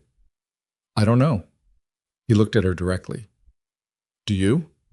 She thought about Mossfield's face when she read the results from the server room. The 19%. The emails. The FDA suppression. She thought about the way Mossfield had said this changes the charge categories significantly, not as a statement about abstract legal categories, but as something she was turning over, measuring, deciding about. I think, Adrienne said carefully, that Agent Mossfield is a person who understands what the full picture looks like. And I think that when she looks at the full picture, she makes the decision that protects the full picture. Aldert looked at her for a moment. Then he nodded, once, and closed the folder. Adrienne stood up. She was going to find Mossfield. She was going to have a conversation about 7 a.m. and what it meant, and what, if anything, could be done about it in the next 8 hours. She was going to do this with a bruised cheek and a damaged shoulder and 14 months of careful, quiet preparation that had produced exactly the situation she was standing in. She was 3 steps from the seating area when the lobby's main doors slid open and 2 Baton Rouge Police Department officers came in. Not running, not dramatic, the deliberate pace of people executing a specific task. And behind them, in a suit that said private attorney rather than public defender, was a man she had never seen before who was carrying a document. The document was a criminal complaint. The filing time on the header, visible across the lobby, because the paper was large and the font on a formal complaint was always larger than you'd expect, read 12:14 a.m., not 7 a.m. They had moved the timeline up by 7 hours. The officers crossed the lobby toward her. She watched them come. She did not move toward the exit. She did not look for another way out of the room.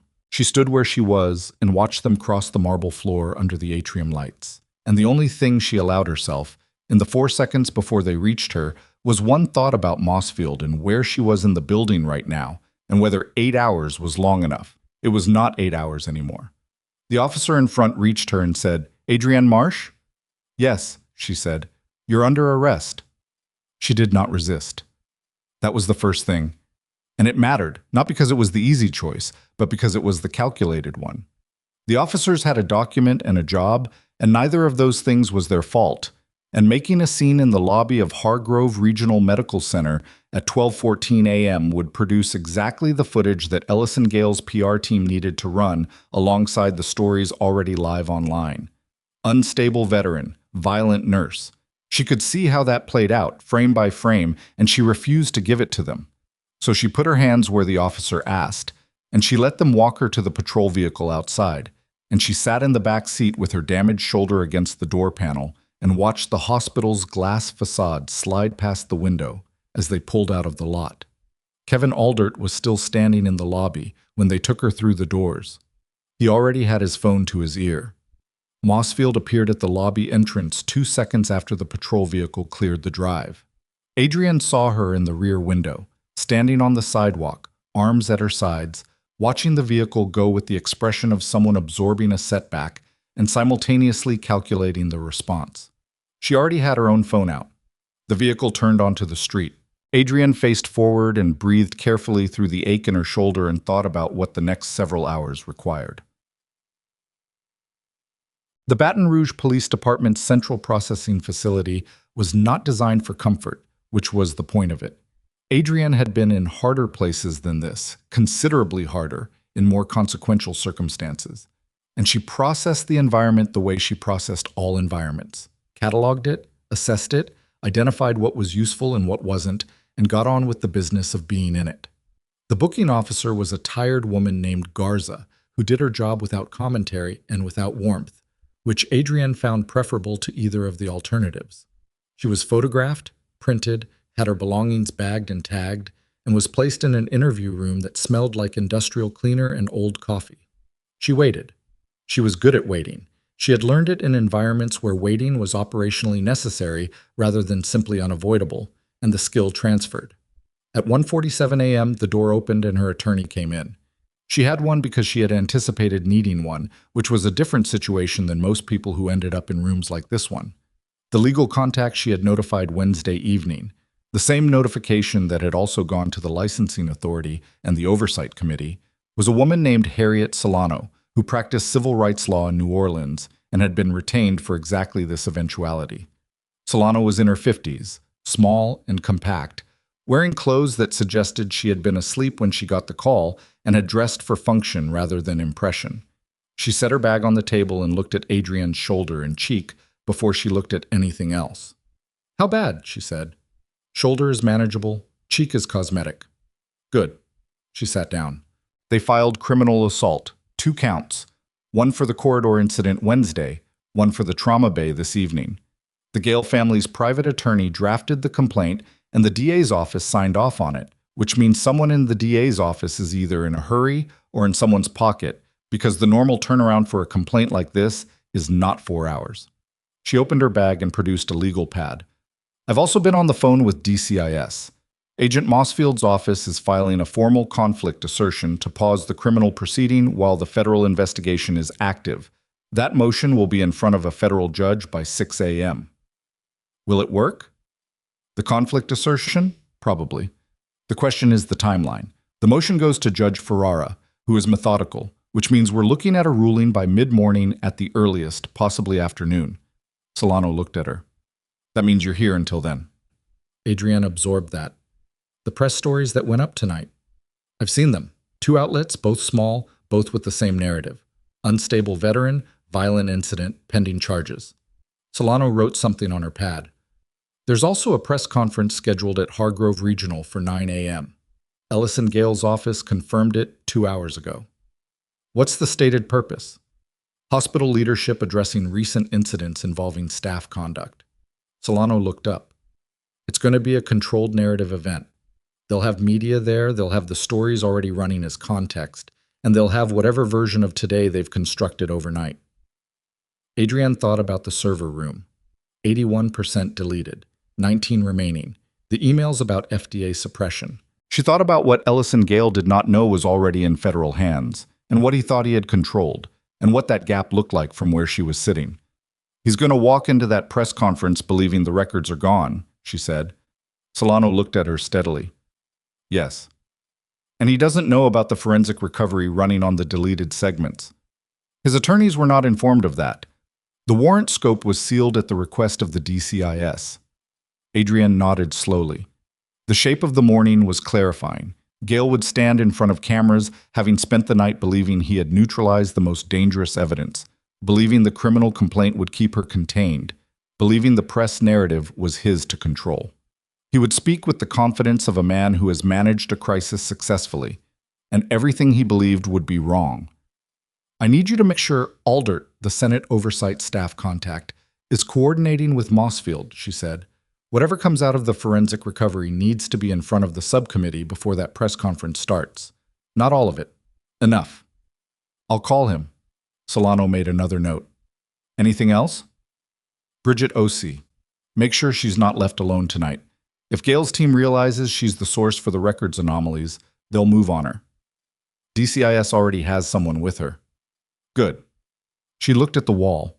Then, because it was a thought she'd been managing since the patrol vehicle and couldn't quite contain anymore. They're going to use the military angle against me. The press story's already started it. At the press conference, they'll say the violence is consistent with combat trauma, that I'm a liability who shouldn't be working in a hospital. It's a coherent narrative. It has weight. Solano didn't rush to refute it, which was why Adrienne trusted her. She let it sit for a moment. It has weight, Solano agreed, against a background of nothing else.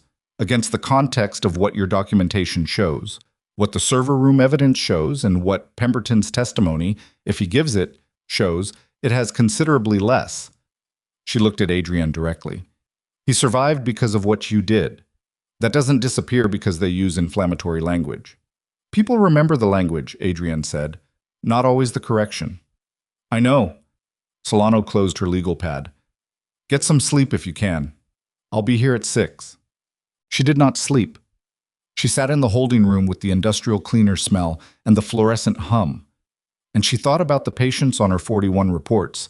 And she thought about the device failure data Aldert had shown her, the 14 cases, the 9 complications, and she thought specifically about the 3 who had died.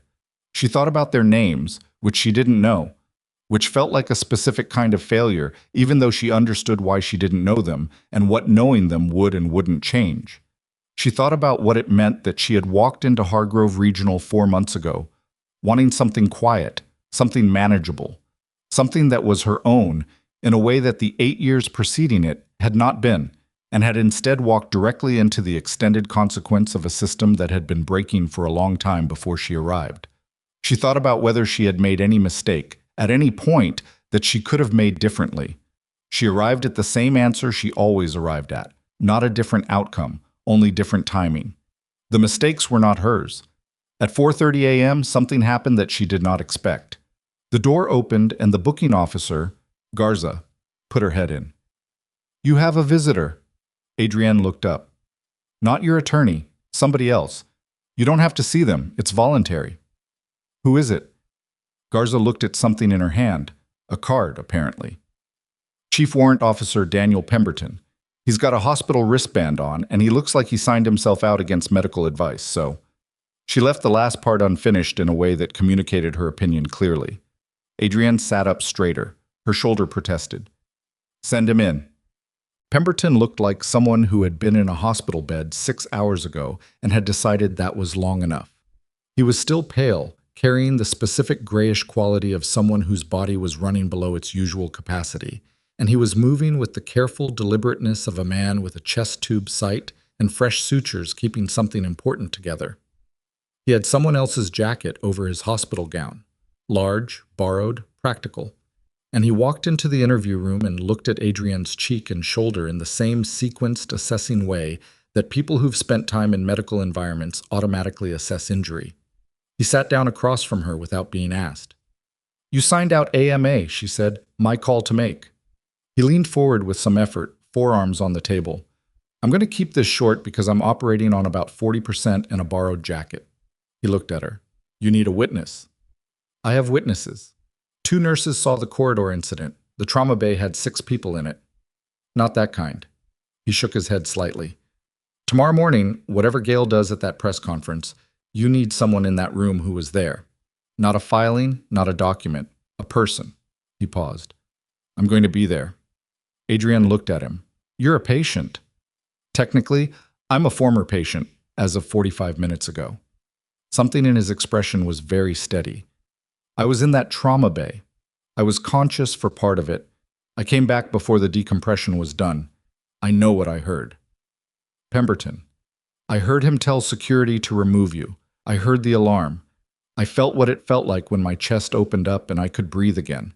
He said it simply, the way people sometimes say the most important things, without emphasis, because the emphasis is already there. I'm not going to sit in a hospital bed while someone who saved my life gets called a liability in front of cameras.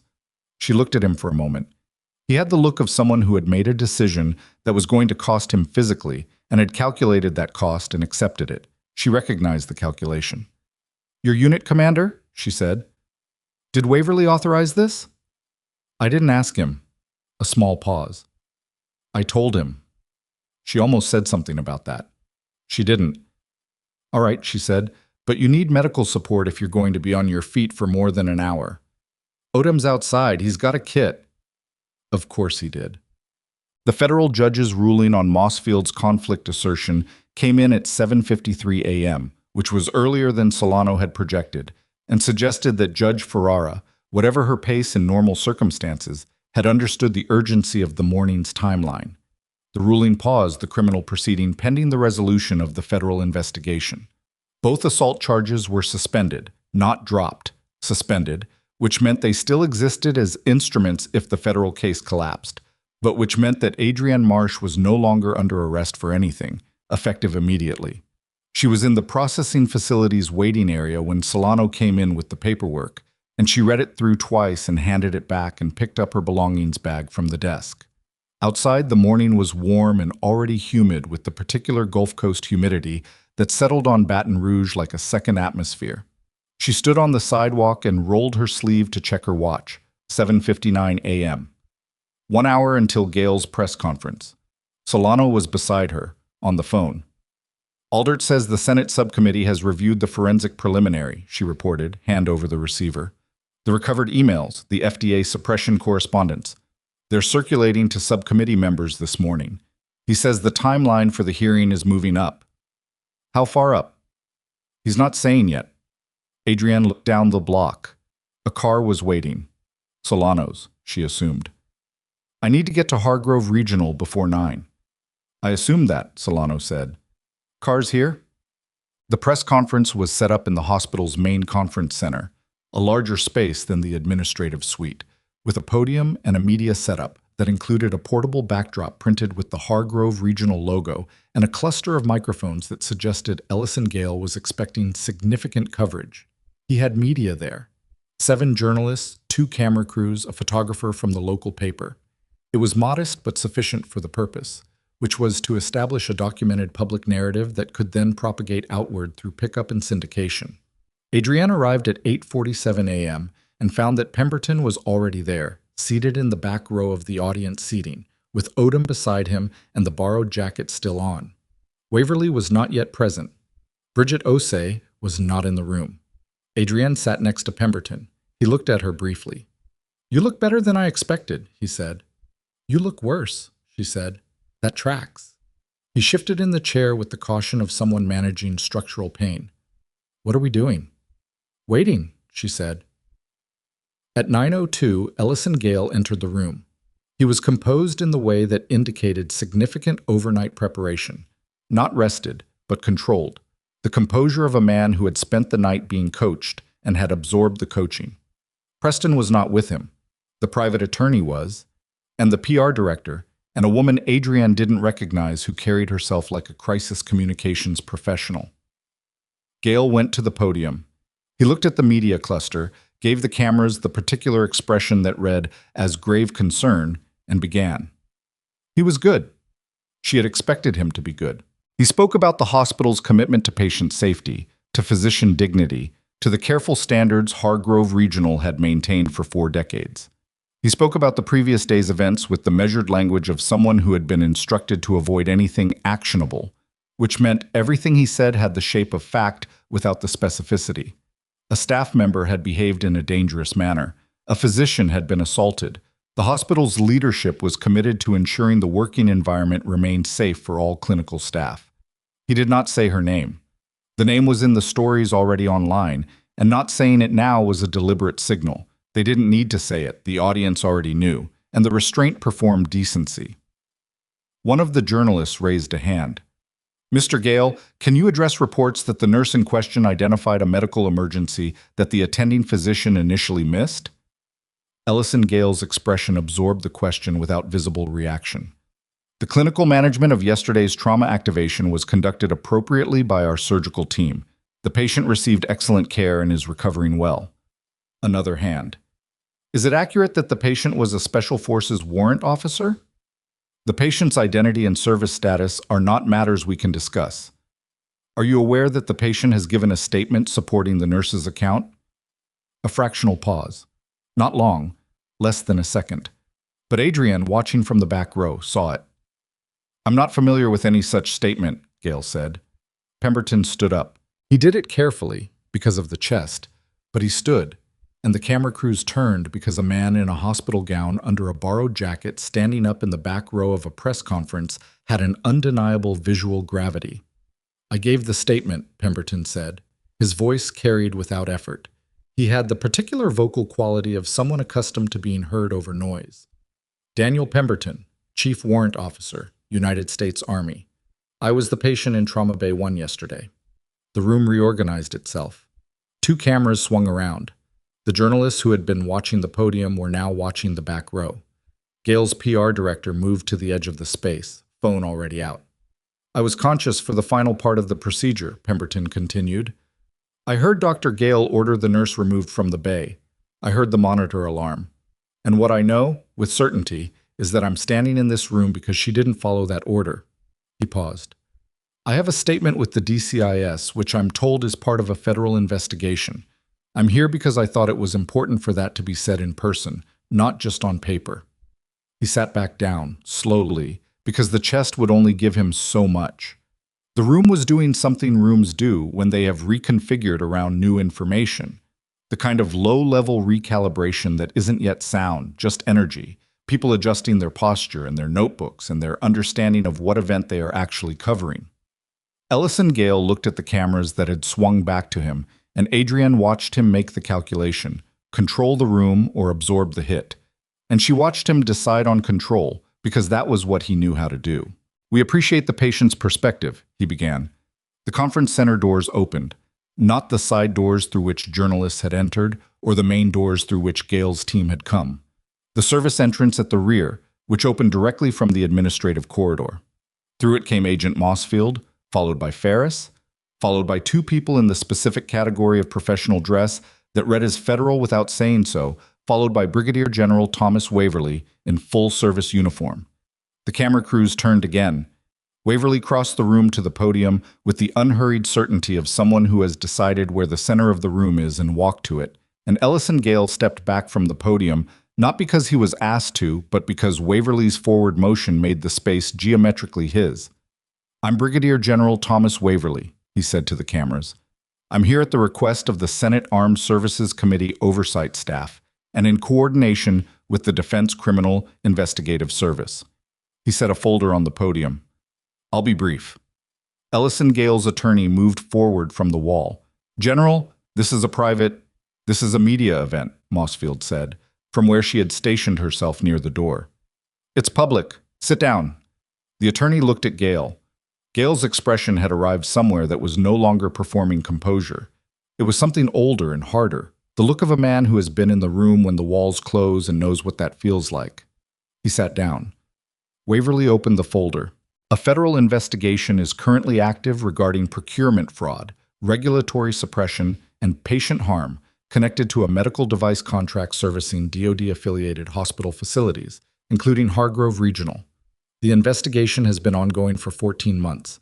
Evidence gathered last night, including electronic records and testimony, has elevated the case to a stage where I am authorized to say the following publicly. He looked up from the folder and directly into the nearest camera. Ellison Gale, a board member of Hargrove Regional and a principal shareholder in Meridian Surgical Technologies, the contract holder, is the subject of a federal investigation and has been requested to surrender his passport pending the conclusion of that investigation. The room was very quiet. Preston Gale, Chief of Emergency Surgery at Hargrove Regional, is under separate review by the State Medical Licensing Board for documented patient care failures and has been placed on administrative suspension effective this morning. One of the journalists was typing so fast her chair was vibrating. The nursing staff member at the center of yesterday's incident, Adrienne Marsh, a former Army Special Operations combat medic, is cleared of all departmental disciplinary actions. The criminal assault complaint filed against her has been suspended pursuant to federal investigative conflict as of 7:53 a.m. today. Waverly closed the folder. That's the statement. He stepped back from the podium. A journalist near the front said, "General, can you confirm?" "The DCIS will take questions." He gestured toward Mossfield. Then he walked to the back row where Adrienne was sitting, and he looked at her with an expression that was not warm or performed, just direct, the way he had been in the small office the night before. And he said, at a volume only she could hear, "Senate wants the hearing in 2 weeks, not 6. I said you'd be available." "I'll be available," she said. He nodded. Across the room, Ellison Gale's crisis communications professional was attempting to navigate toward him through the cluster of journalists who had shifted their interest from the podium to the man sitting in the second row with his attorney's hand on his arm. She wasn't getting through. Preston Gale was not in the room. She noted his absence and filed it. What happened over the following 4 hours was not dramatic in the way of movies. It was the specific grinding proceduralism of accountability mechanisms engaging, which was slower and more contingent and less satisfying in real time than in retrospect, and which required people staying in rooms and filling out forms and answering questions carefully and not assuming the next step would execute itself. Mossfield's team spent those hours at the hospital. The forensic recovery from the deleted server segments was progressing. 73% of the deleted data was recoverable, which translated to 6 years of surgical records, 4 years of financial transfers, and 2 years of internal communications that included, as the analysts kept finding, more correspondence of the type the server room contractor had been sent to destroy. Bridget Osei gave a formal recorded statement at 10 a.m. in a room with Ferris and Solano and a DCIS notary, walking through 11 years of document anomalies with the careful precision of someone who had been building toward this in private for a long time, and found, when the moment came, that the preparation had been enough. The 2 patients Adrienne had spoken to were contacted through Solano's office. The woman who hadn't signed a settlement agreed immediately to a voluntary meeting with subcommittee staff. The man who had been waiting for answers said he needed to think about it, which was the honest answer and the right answer, and Adrienne respected it. She spent most of those 4 hours at a table in a conference room she had not been in before, a smaller one off the administrative suite, not the dark wood room, a plainer space, with Aldert on one side and Solano on the other, working through the structure of her subcommittee testimony. What she could say, what required clearance, what was available in the unclassified record, what the clinical findings showed in language that would be accessible without being simplified. It was tedious work, and it was exactly the right work for the moment. At 1:15 p.m., Ferris came in and put a document on the table in front of her. She looked at it. It was a federal indictment filing. Ellison Gale, listed defendant. 7 counts. Procurement fraud, federal contract fraud, conspiracy to suppress FDA adverse event reporting, obstruction of a federal investigation, evidence tampering, conspiracy to commit evidence tampering, and 1 count she had to read twice, involuntary manslaughter, in connection with 3 patient deaths linked to the documented device failures. The manslaughter count was the one that took something tightly held in her chest and released it, fractionally. Not satisfaction, something quieter and less clean than that. More like a recognition that the distance between what had been done and what was being named was finally small enough to close. "Preston," she said. Separate filing, coordinated. 4 counts. Criminal negligence resulting in patient harm, falsification of medical records, conspiracy to obstruct, and the assault charges against you, which the DA's office is now pursuing independently of the Gale family's complaint. Ferris paused. The DA flipped fast once the federal case went public. The original complaint sign-off is under review. What about the private contractor from the server room? Cooperating. His company's legal team is negotiating, which means they're offering information. We'll have a full picture of the contractor network by end of week. Adrienne put the document down. She looked at the wall, which was blank and institutional, and told her nothing. Something was still sitting wrong. Not with the indictments, those would proceed the way they would proceed, but with Preston. Preston, who had chosen separate counsel. Preston, who had not been at the press conference. Preston, who had been in that hospital for more than a decade and knew things his father might not have known he knew, and who had just found himself looking at 4 criminal counts and a father whose attorneys were no longer his attorneys. "Where's Preston now?" she said. Ferris checked his phone. "His apartment. He's been there since 9 a.m., based on the last check from the officer we have watching the building." "Has he spoken to anyone, made any calls?" "His new attorney, a few minutes to his wife." A pause. "And 1 call to someone on the hospital's nursing staff. A nurse named," Ferris looked at his screen, "Delia Watts." Adrienne went very still.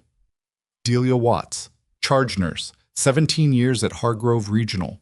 The woman who had been standing at the nursing station when Gail berated her in front of the floor. The woman who had navigated 17 years of working under him with the particular survival skill of someone who had learned precisely how much she could absorb before it became something she couldn't take back. She thought about what Delia Watts knew. What 17 years of proximity to Preston Gale's clinical practice would have produced in someone who paid attention. What a person who had been watching closely and carefully and without anyone ever thinking it mattered what she noticed might have. "How long was the call?" Adrienne said. 11 minutes. She looked at Ferris. "Has anyone spoken to Delia Watts, formally, in the context of the investigation?" Ferris pulled up something on his tablet. "She's on the witness list for the licensing board review. Not yet interviewed." "She needs to be interviewed today." Adrienne stood up. "Not because of what Preston told her in that call. Because of what she's been watching for 17 years. She looked at Aldert. "If there are clinical records that weren't in my 41 reports, things that happened before I got there, things I couldn't have seen, Delia Watts is where they are." Aldert was writing. "Can you get her to talk to us?" Adrienne thought about Delia in the corridor, the tight jaw, the particular quality of professional fury that has nowhere to go. She thought about the way Delia had already begun pulling records when Gail's voice was still in the hallway. "Yes," she said, "but I need to talk to her alone first, before anyone with a badge does. She needs to hear from me, not from the process." She found Delia Watts in the break room on the 3rd floor at 2:40 p.m. The nurse was sitting at the small table near the window with a half-eaten sandwich in front of her and her phone face down on the table, and the specific look of someone who has made a decision and is waiting for the moment to act on it to arrive. When Adrienne came in, Delia looked at her cheek, then her shoulder, then her face. "You look like you had a rough night," she said. "I did." Adrienne sat down across from her. "He called you this morning." Delia didn't ask how she knew. "He did." "What did he say?" A pause. Delia looked at her sandwich, which she wasn't going to finish. "He said he'd made mistakes, that he wanted me to understand that not everything that happened under his surgical team was his decision." She paused. "He said there was pressure, from above him, from his father." "He didn't say that directly, but..." She looked up. "I've been watching Preston Gale operate in this hospital for 17 years, Adrienne. I know what he does when he's acting on his own judgment and what he does when he's doing what he's been told. Those are different things." "I know." "He's not a good person." Delia said it without heat, which made it more credible. "But he's also not the whole story." Adrienne looked at her. "What do you have?" The question hung for a moment. Then Delia reached across the table and picked up her phone. She turned it over. She opened something and slid it toward Adrienne. It was a photo album. Dozens of images, screenshots of surgical schedules, printed chart summaries photographed on a desk, a handwritten log that filled several notebook pages across multiple photographs, entries dated going back 9 years. "I've been doing what you were doing," Delia said quietly, "just for longer, and alone." Adrienne looked at the images on the screen, scrolling slowly. 9 years of documented concerns, patterns in surgical scheduling, patients routed to specific procedures. Outcomes logged against the device serial numbers that Adrienne now recognized from Aldert's folder, because the device names appeared in Delia's handwritten notes alongside dates that predated the federal investigation by several years. She stopped scrolling. "You knew about the devices," she said. "I knew the numbers didn't match what we were being told. I didn't know why until last night, when I heard what was coming out about the procurement contract." Delia's hands were folded on the table, very still. "I didn't know who to bring it to. The hospital's reporting structure runs to the board, and the board is—" She didn't finish that sentence. "I know," Adrienne said. "Preston's call this morning." Delia looked at her directly. "He wasn't asking me to protect him. He was asking me if I was going to come forward. He wanted to know if I had documentation." "What did you tell him?" "I told him I had a great deal of documentation." She held Adrienne's gaze. "And I told him that what he should do with that information was entirely his own business." Adrienne sat back. Preston Gale had called the charge nurse at 9 a.m., 12 minutes after arriving at his apartment, to find out what she had. Not to threaten her, to assess, to determine, in the first hour after his world had restructured itself, what was already gone and what might still be managed. But the call was 11 minutes long, and Delia Watts had told him she had documentation, which meant Preston knew. He knew what was about to come from the clinical side of the record. He knew it was more than what Adrienne had gathered in 3 months. He knew it predated him in ways that would either bury him or, if he positioned correctly, provide the basis for a negotiation. "He's going to cooperate," Adrienne said slowly. "I think he's deciding whether to," Delia said. "I think he's trying to figure out if what I have makes cooperation his best option or his only option." Adrienne looked at the phone screen, still showing Delia's first documented entry. 9 years ago, a patient outcome flagged, a scheduling anomaly noted in careful handwriting, a date circled that, when she cross-referenced it against everything she now knew, placed it exactly 4 months after Ellison Gale's procurement relationship with Meridian Surgical Technologies was established. She looked up. "Will you give this to the investigators?" she said. "Yes," Delia said. "I've been ready to give it to someone for 3 years. I was just waiting for someone who was going to do something with it." Adrienne gave her Mossfield's direct number and Aldert's card. Then she looked at the phone screen one more time. The first entry. 9 years ago. And she thought about something that had been sitting at the edge of her awareness for the past several hours. A question she hadn't had the space to ask clearly until now, in this break room with the afternoon light coming through the window and the sandwich. Delia wasn't going to finish, and the weight of 9 years of careful documentation on a screen between them. She thought about the fact that Preston had called Delia at 9 a.m., and that by 9 a.m. he already had separate counsel, which required a retainer and a phone call and a decision about separating his defense from his father's. And separate defense counsel for a man in his position, in the specific circumstances of this morning, meant one thing above all. He was preparing to testify. Not for himself. Against someone. The only person he had enough on, with enough corroboration, to make that testimony worth anything to the federal prosecutors, was a man whose name was on a building outside and whose passport was currently under federal restriction. Preston Gale was going to testify against Ellison Gale, which meant the testimony would include things the recovered emails didn't have, things the financial records only implied, things that 9 years of being Ellison Gale's son, an instrument and sometimes obstacle, had produced in a man who had just found out the floor had given way. She sat with that knowledge for a moment. She thought about what it meant for the case, what it meant for Delia's documentation, what it meant for the hearing. Then she thought about something else, something smaller and more immediate, and in its own way, more important. She thought about the patients who were still alive, the ones who had received devices from the flagged contract and had been told their complications were acceptable and had gone home believing that.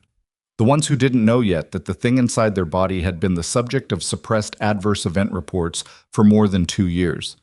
Those patients needed to be notified, not by press release, individually, clinically, with proper follow-up care and clear information about their options. That notification process would be enormous. It would require a coordinated medical review of every procedure in the network. It would require resources and personnel and institutional will. And the institution whose will it required had just had its leadership suspended and indicted, which meant the notification process would need to come from somewhere outside the hospital's normal chain. She pulled out her phone. She called Solano. "I need you to add something to the subcommittee testimony," she said. "Patient notification. Formal, coordinated, federally mandated, not as an add-on to the indictment, as a standalone requirement. That's already on Aldert's. I want it in my testimony specifically. I want it to come from the clinical side, not the legal side. I want it on record that the treating staff knew there was a problem and the patients didn't, and that closing that gap is the first obligation of the investigation, not the last. A pause. All right. And I need you to find out what's happening with Preston Gale's attorney. Why?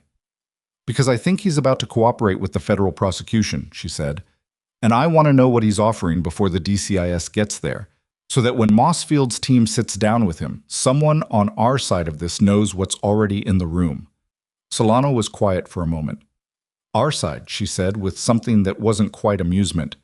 The side that has 9 years of charge nurse documentation and a chief warrant officer's eyewitness account and a Senate subcommittee with a 2-week timeline, Adrienne said. That side. I'll find out, Solano said. She ended the call. She looked at Delia, who had finished her coffee and was gathering her things with the purposeful calm of someone ready to move. I'm going to call the DCIS, Delia said. Right now, while I still have the nerve. You've had the nerve for 9 years, Adrienne said. Today is just the day you use it. Delia looked at her once, briefly, something in her face that wasn't quite gratitude and wasn't quite relief. More like recognition, the look of one careful person seeing another. And then she picked up her phone and walked out of the break room. Adrienne sat alone for a moment. Then Solano called back, 17 minutes ahead of any timeline Adrienne had expected. And the first thing she said when Adrienne answered was, Preston Gale's attorney contacted the federal prosecutor's office at 10:47 a.m. You were right. He's cooperating. What's he offering? Everything. A pause. And there's something else. His attorney told the prosecutor that there is a document, a physical document, not digital, not on any of the hospital's systems, that Ellison Gale has had in his personal possession for 4 years. A signed agreement between Ellison Gale and the DoD procurement compliance officer, the one whose emails were in the recovered server data. Adrienne's hand tightened on the phone. A physical agreement, she said. Signed, original. According to Preston, his father has kept it at his home. Not in a safe, not in a lockbox. In a specific location that Preston knows because he was present when it was placed there. Adrienne sat very still. A physical document. Original signatures. The kind of thing that survived server deletions and forensic complications and jurisdictional disputes about what could be admitted and what couldn't, because it was paper in a room and rooms could be searched if you had the right warrant. Mossfield knows about this? She said. She's being told right now. The prosecutor's office contacted her 10 minutes ago. Adrienne looked at the break room window. The afternoon light was moving, late and golden. The specific quality of Louisiana light in the hours before evening when everything turns a color that doesn't exist anywhere else. They're going for the document, she said. Search warrant is being drafted, Solano confirmed. There's one problem. Tell me. Preston's attorney said his father received a phone call at 2 p.m. today from his personal attorney, not the firm handling the federal matter. After the call, Ellison Gale left his residence. Adrienne checked her watch. 2:53 p.m., 53 minutes ago. Where did he go? They don't know yet, Solano said. The Federal Observer on his residence noted the departure. They're trying to locate him. The passport restriction. Surrender requested, not yet executed, which meant he still has his passport, Adrienne said. Yes, Solano said. Someone told him the document is compromised. Someone in his legal network talked to someone in Preston's legal network, and it moved the wrong direction. She was already standing. He's not running. He's going for the document first. A pause on the line. Then Solano said quietly, Adrienne. Call Mossfield, she said. Right now. Tell her to get to that residence. She was already moving toward the break room door, her shoulder aching and her mind running the geometry of it. The house, the document, the 53 minutes of head start, and the specific, quiet certainty that the last piece of the case was currently in the hands of the man who had spent 4 years believing no one would ever come looking for it. Mossfield reached Ellison Gale's residence on Audubon Boulevard at 3:21 p.m. Adrienne knew this because Solano called her with the update while she was still in the hospital, standing in the corridor outside the break room with her phone pressed to her ear and her shoulder reminding her with the persistence of an unpaid debt that the night before had been real. He was there, Solano said, inside when they arrived. The warrant cleared 20 minutes ago, and they executed it immediately. The document. They found it. A pause that contained something Adrienne couldn't immediately name. Not relief, more like the specific weight of a thing that has been abstract for a long time becoming concrete. In a filing box in the study, exactly where Preston said it would be. Original signatures, both parties, dated 4 years ago. 17 pages. Another pause. Adrienne. The compliance officer who signed it. She died 8 months ago. Listed as cardiac event. Her family was given a settlement. The corridor was quiet around her. He knew she was the weak point, Adrienne said. That's what the prosecutor believes, yes. Solano's voice was careful. Ellison Gale was placed under formal arrest at 3:26 p.m. Obstruction, evidence tampering, the fraud counts, and now conspiracy in connection with the compliance officer. That last count is, I understand what it is. She did. She stood in the corridor and understood it completely, and it sat in her chest the way certain things sit when you have been working toward them without allowing yourself to fully imagine arriving, heavy and real, and not what you expected, which was not relief but something more complicated, the specific weight of knowing that the distance between what was done and what is being answered has finally, imperfectly, been crossed. She thanked Solano and ended the call. She stood there for another moment. Then she walked to the window at the end of the corridor and looked out at the hospital's east courtyard, where the afternoon light was doing what afternoon light does in October in Louisiana, turning everything a particular gold that made even institutional concrete look almost warm. And she allowed herself exactly 90 seconds of stillness before she went back to work. The Senate subcommittee hearing was moved to 11 days out, not 2 weeks. The acceleration came from the compliance officer's family. When federal investigators contacted them to explain what the signed agreement revealed about the circumstances of her death, the family retained their own attorney within 4 hours and issued a statement requesting expedited congressional oversight. That statement, released the following morning, generated the kind of media coverage that reordered political timelines, the kind that made 11 days feel like a reasonable compromise between 2 weeks and immediately. Adrienne spent 9 of those 11 days preparing. The preparation was not glamorous. It was the most tedious, demanding, precise work she had done since leaving the Army, and it required a different kind of discipline than anything she had trained for. Not the discipline of managing fear in difficult environments, but the discipline of translating 3 months of nursing observations and a set of clinical findings into language clear enough for a congressional hearing room, rigorous enough to survive cross-examination, and human enough that the people in those seats understood what it actually meant in terms of bodies and pain and the specific quiet of a family that never got an honest answer about why their person didn't come home from a surgery that was supposed to be routine. Solano worked with her every day. Alder's staff sent questions in advance so she could prepare the most accurate answers possible. Waverly's office coordinated on the classified portions of her service record, what could be presented, in what form, with what context. On the 4th day, she received a package from Chief Warrant Officer Daniel Pemberton, who had been discharged from the hospital 2 days after the press conference and was, according to the card inside, currently recovering at his mother's house in Shreveport and was, according to his own handwriting, terrible at sitting still. The package contained a military challenge coin, matte finish, heavier than it looked. On one face, the unit insignia she recognized from Odom's transport documentation. On the other face, engraved in a font that had been done carefully by someone who had taken the time to get it right. One team, one fight. She turned it over in her hand twice, then she put it on the table beside the legal pad she was working from and kept working. She also called the woman who hadn't signed the settlement. Her name was Patricia Voss, 58, a retired schoolteacher who had undergone a hip replacement 2 years ago at Hargrove Regional, and who had spent the time since explaining to anyone who would listen that something was wrong, that her recovery was not what she'd been told it would be, that the pain she was living with was not what a successful procedure felt like, and that every time she'd tried to raise it, she had been told her expectations were unrealistic for her age. When Adrienne called, Patricia answered on the second ring with the wariness of someone who had learned that calls about her case rarely contained good news. "My name is Adrienne Marsh," Adrienne said. "I'm a nurse. I worked at Hargrove Regional. I want to tell you what I found." She told her. Not everything. not the legal details that weren't hers to share, but the clinical picture, the device, the failure pattern, the suppressed reports, the fact that what Patricia had been experiencing for 2 years was not in her head and was not her age and was not unrealistic expectation. It was a documented outcome of a documented failure that a documented set of people had worked very hard to make sure she never found out about. Patricia was quiet for a long time after Adrienne finished. Then she said, I knew something was wrong. I kept saying it, and they kept looking at me like I was the problem. You weren't the problem, Adrienne said.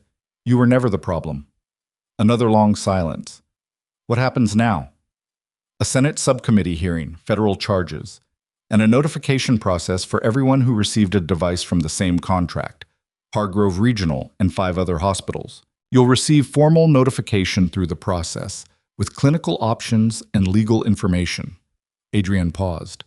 You can also testify, if you want to. No one will pressure you either way. I want to, Patricia said, and her voice when she said it had the specific quality of someone who has been holding something for a very long time and has finally been given both the permission and the reason to put it down. Adrienne wrote down her information. She thanked her. She ended the call and sat for a moment with the phone in her hand and the weight of that 2-year wait, 2 years of being told her perception of her own body was wrong, settling into her chest alongside everything else she was carrying. She picked up the legal pad and kept working. The hearing room was in the Russell Senate Office Building in Washington, and it looked exactly the way hearing rooms look. Tiered seating for the subcommittee members. A witness table facing them, gallery seating behind. The particular formal acoustics of a space designed for official record-making. There were cameras. There were journalists. There were staff members moving in the controlled efficiency of people who work in these rooms regularly and have made peace with the fact that the drama is real even when the setting is procedural. Adrienne sat at the witness table in the 3rd seat, Waverly to her left, Delia Watts to her right, Pemberton at the far end with Odom seated directly behind him in the gallery in a posture that suggested he had decided to be visibly present and had no plans to be moved from that position. Patricia Voss was in the gallery. She had come from Baton Rouge on her own, declined the offer of a subcommittee travel stipend because she said she preferred to pay for it herself, and was sitting in the 2nd row with the stillness of someone who has been waiting for this specific room for 2 years and is not going to waste a second of it on anything other than paying attention. Bridget Osei was at the witness table for the 2nd panel, scheduled to testify after Adrienne's group.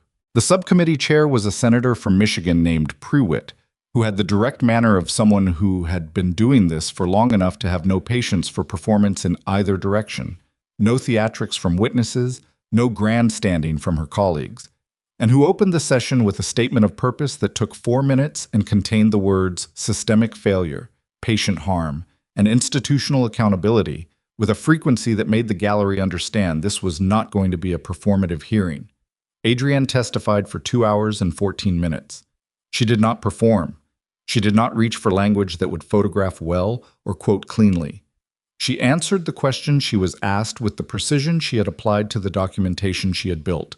And when the answers required context, she provided it.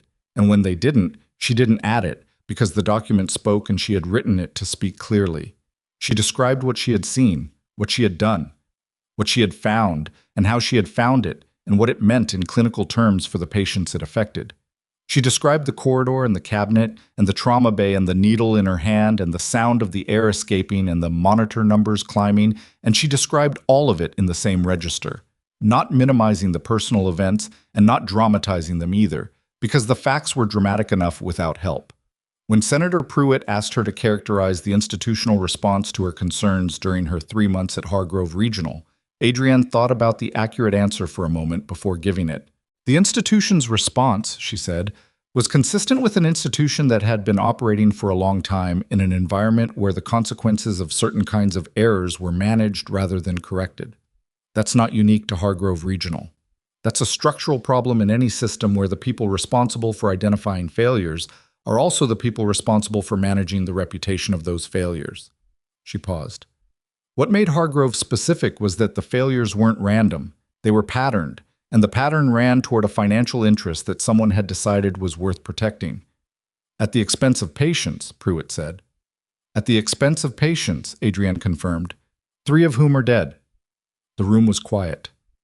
Are you aware, the senator continued, that the families of those 3 patients will be giving statements to this subcommittee in the session following yours?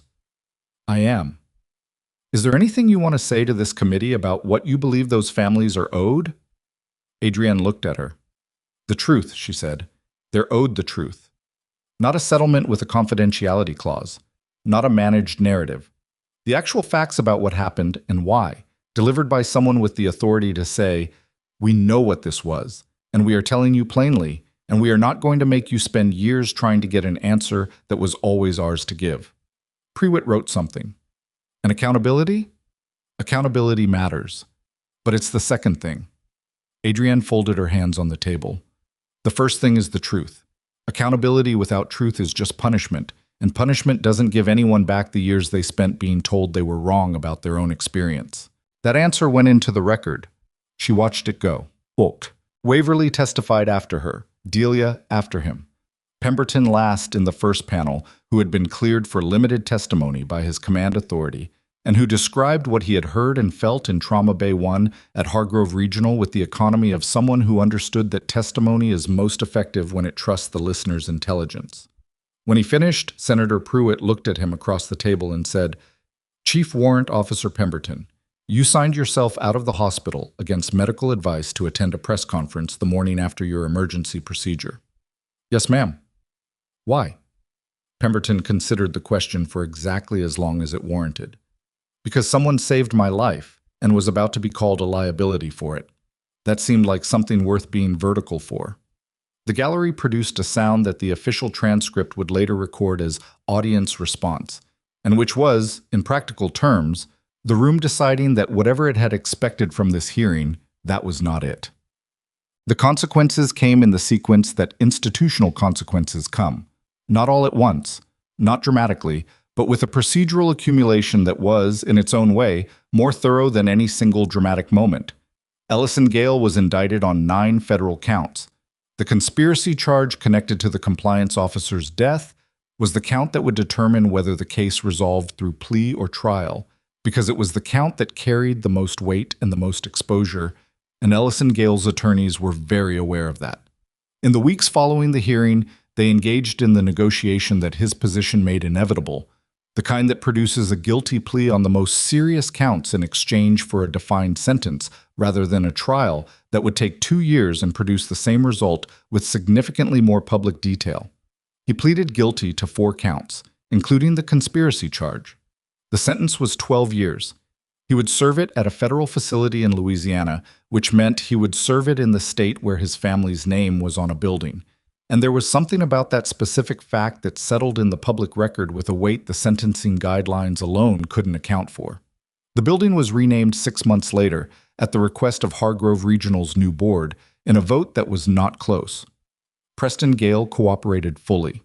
His testimony was extensive and detailed and produced additional charges against 2 members of Meridian Surgical Technologies' executive team who had not been in the initial indictment. In exchange, his own charges were reduced, and he received a suspended sentence with conditions including permanent loss of his medical license and 5 years of supervised probation. He would never practice surgery again. He did not appeal the license decision. Whether that was acceptance or simply the recognition that the alternative was worse was a distinction that didn't appear in any court record, because court records are not in the business of characterizing states of mind. The Medical Licensing Board's review of the flagged surgical cases produced a formal finding of negligence in 11 procedures. The families of the 3 patients who had died were given direct formal acknowledgement, not in the careful language of legal settlement, but in the plain language of the board's findings, which said clearly what had happened and whose decisions had contributed to it. Patricia Voss received a determination that her hip implant required replacement, paid for in full by the remediation fund established as part of Ellison Gale's sentence conditions. Her surgery was performed at a different hospital by a surgeon.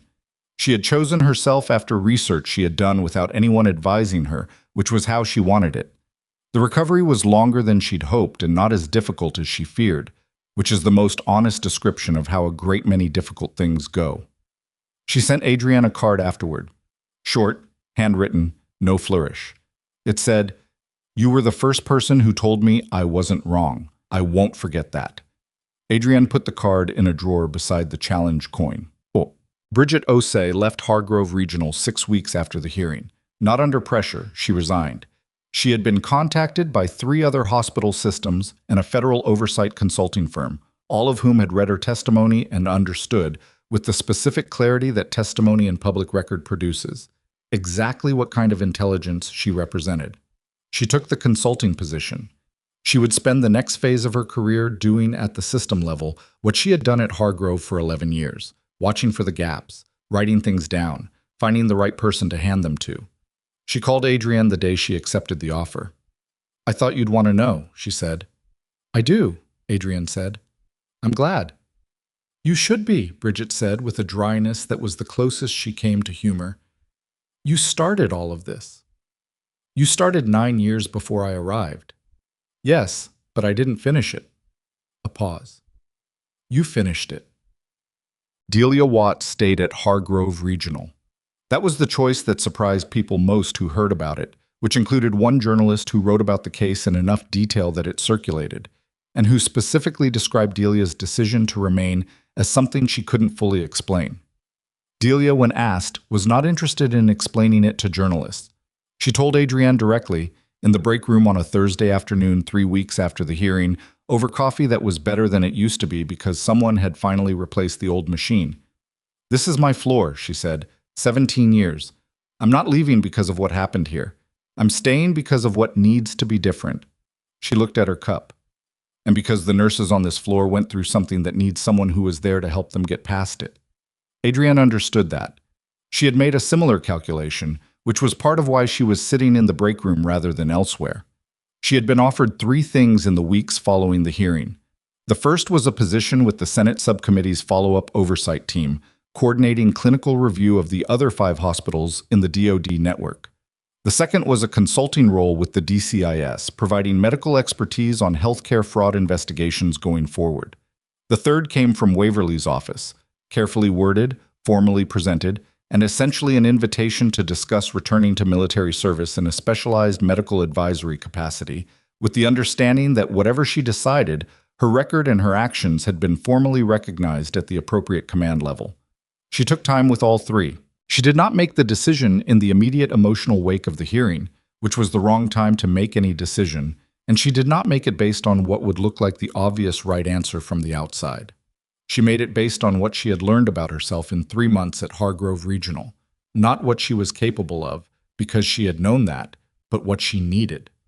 What actually sustained her as opposed to what she thought she should want. She had thought she wanted quiet. She had moved to Baton Rouge and taken a floor nursing job because she believed that what she needed, after 8 years of carrying everything she had carried, was a life that asked less of her. A life at the edges, invisible, manageable. What she had learned was that invisibility was not rest. It was a different kind of work, one that cost more than it gave back, because it required suppressing the part of her that was most functional, the part that saw things and acted on them and refused to look away from what was in front of her, even when looking away would have been significantly easier. She was not built for edges. She had tried. She respected the attempt and recognized its failure. She took the DCIS consulting role. She kept her nursing position at Hargrove Regional, part-time, on the floor where she had spent 3 months being treated like the least consequential person in the building. She negotiated both so they didn't conflict, which required more administrative patience than the server room had required, which was saying something. The follow-up oversight team she declined, but she connected them with Bridget Osei, which turned out to be a more useful referral than her own involvement would have been. Waverly's offer she read 3 times and set aside for a week, and then called him directly, which he seemed to expect.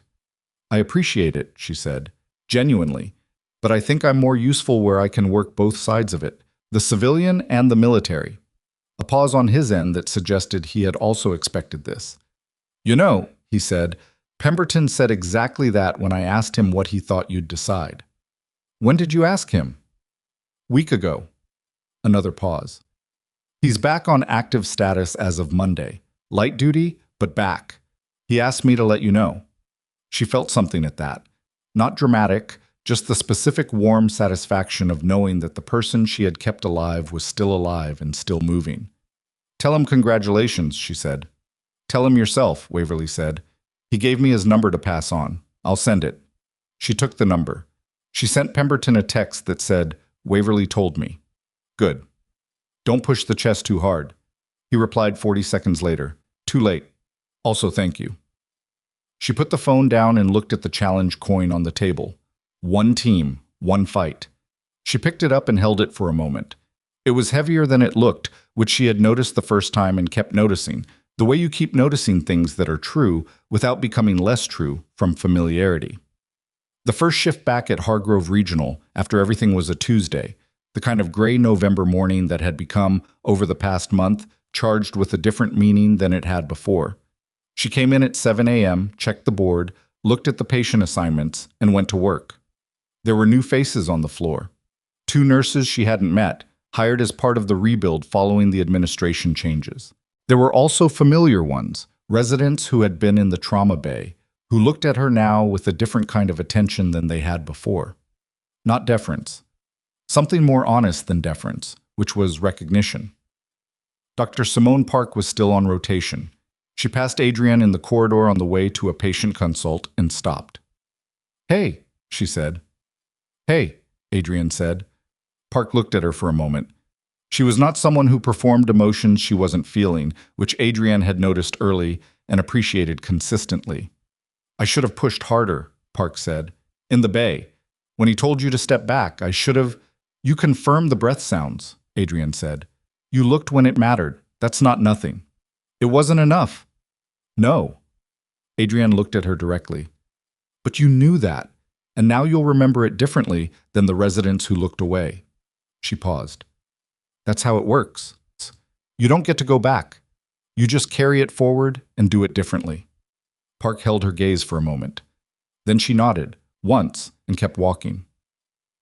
Adrienne went to her first patient. The hardest thing, the thing she didn't say in the hearing room and didn't put in any document and didn't discuss with Solano or Aldert or Waverly, was the thing she had thought about in the holding room at 2 a.m, in the fluorescent hum with the industrial cleaner smell. She had walked into Hargrove Regional wanting to leave behind the weight of everything she'd carried. She had wanted a different life.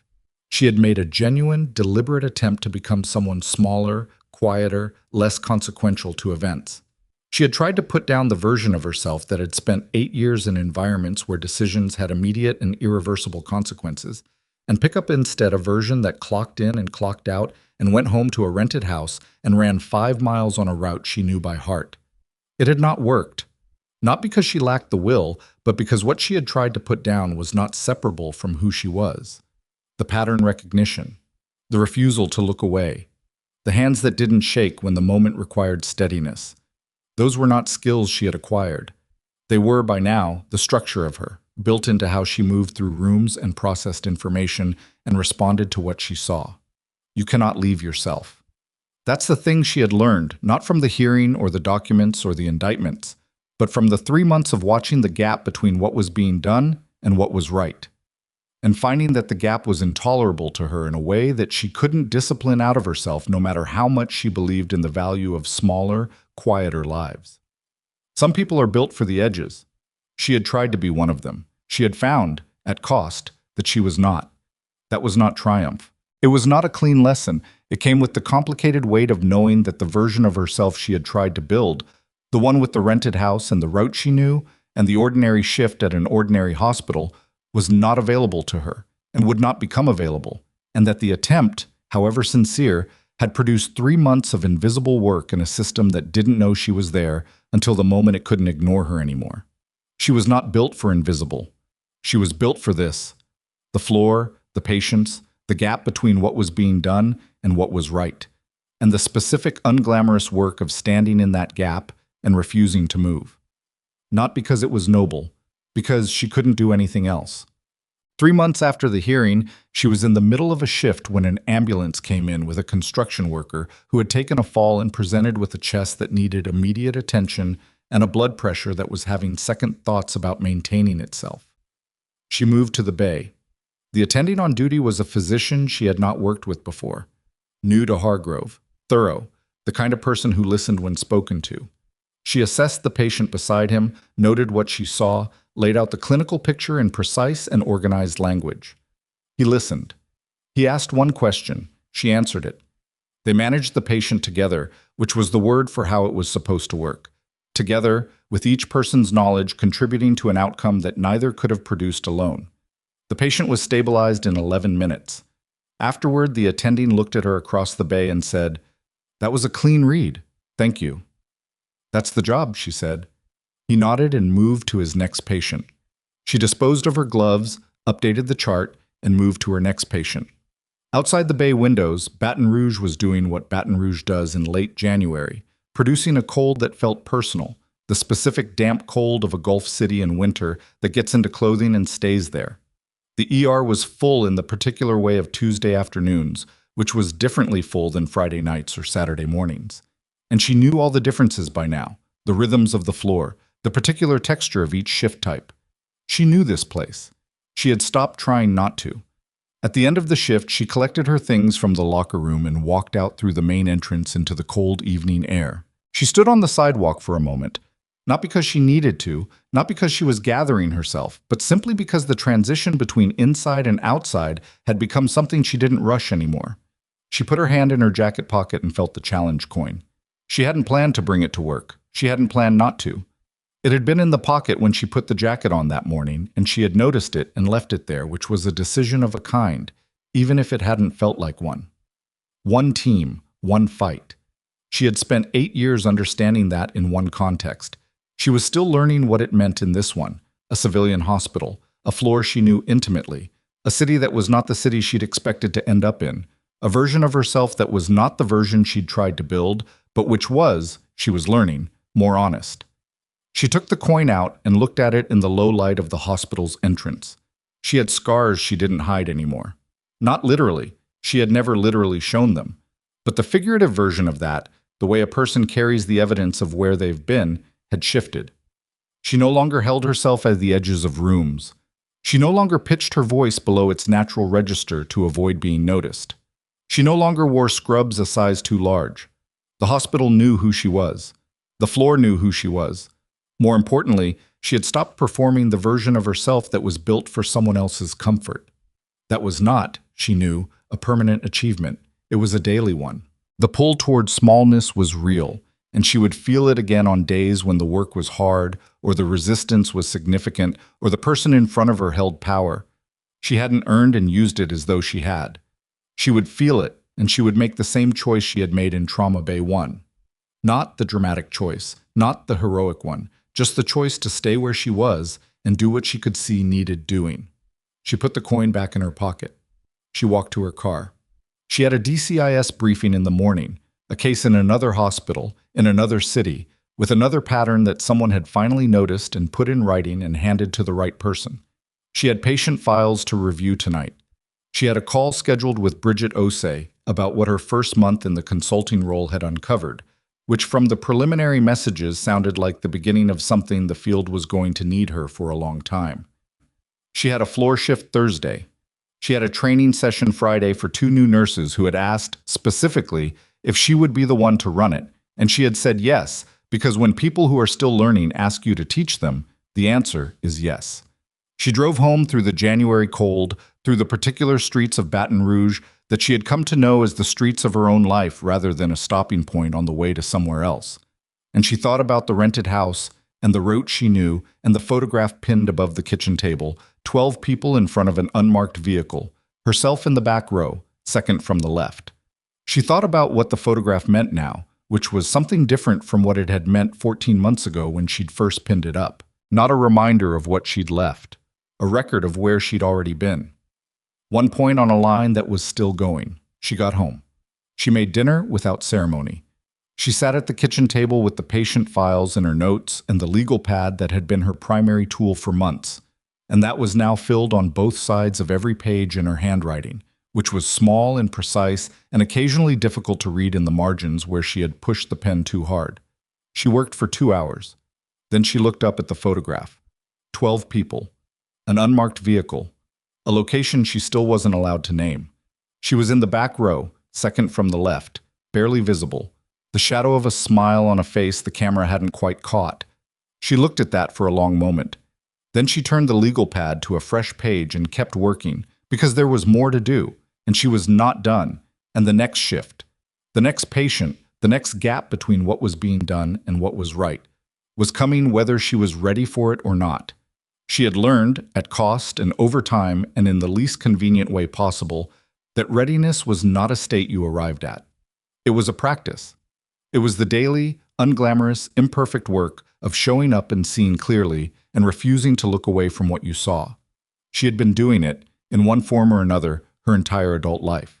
She intended to keep doing it, not because anyone was watching, not because the recognition made it meaningful, but because the work was real, and the patients were real, and the gap between what was being done and what was right was real, and someone who could see it and stand in it and refuse to move was not something the world had too many of. She had tried to be smaller. She had found out what she was instead. That would have to be enough. It was.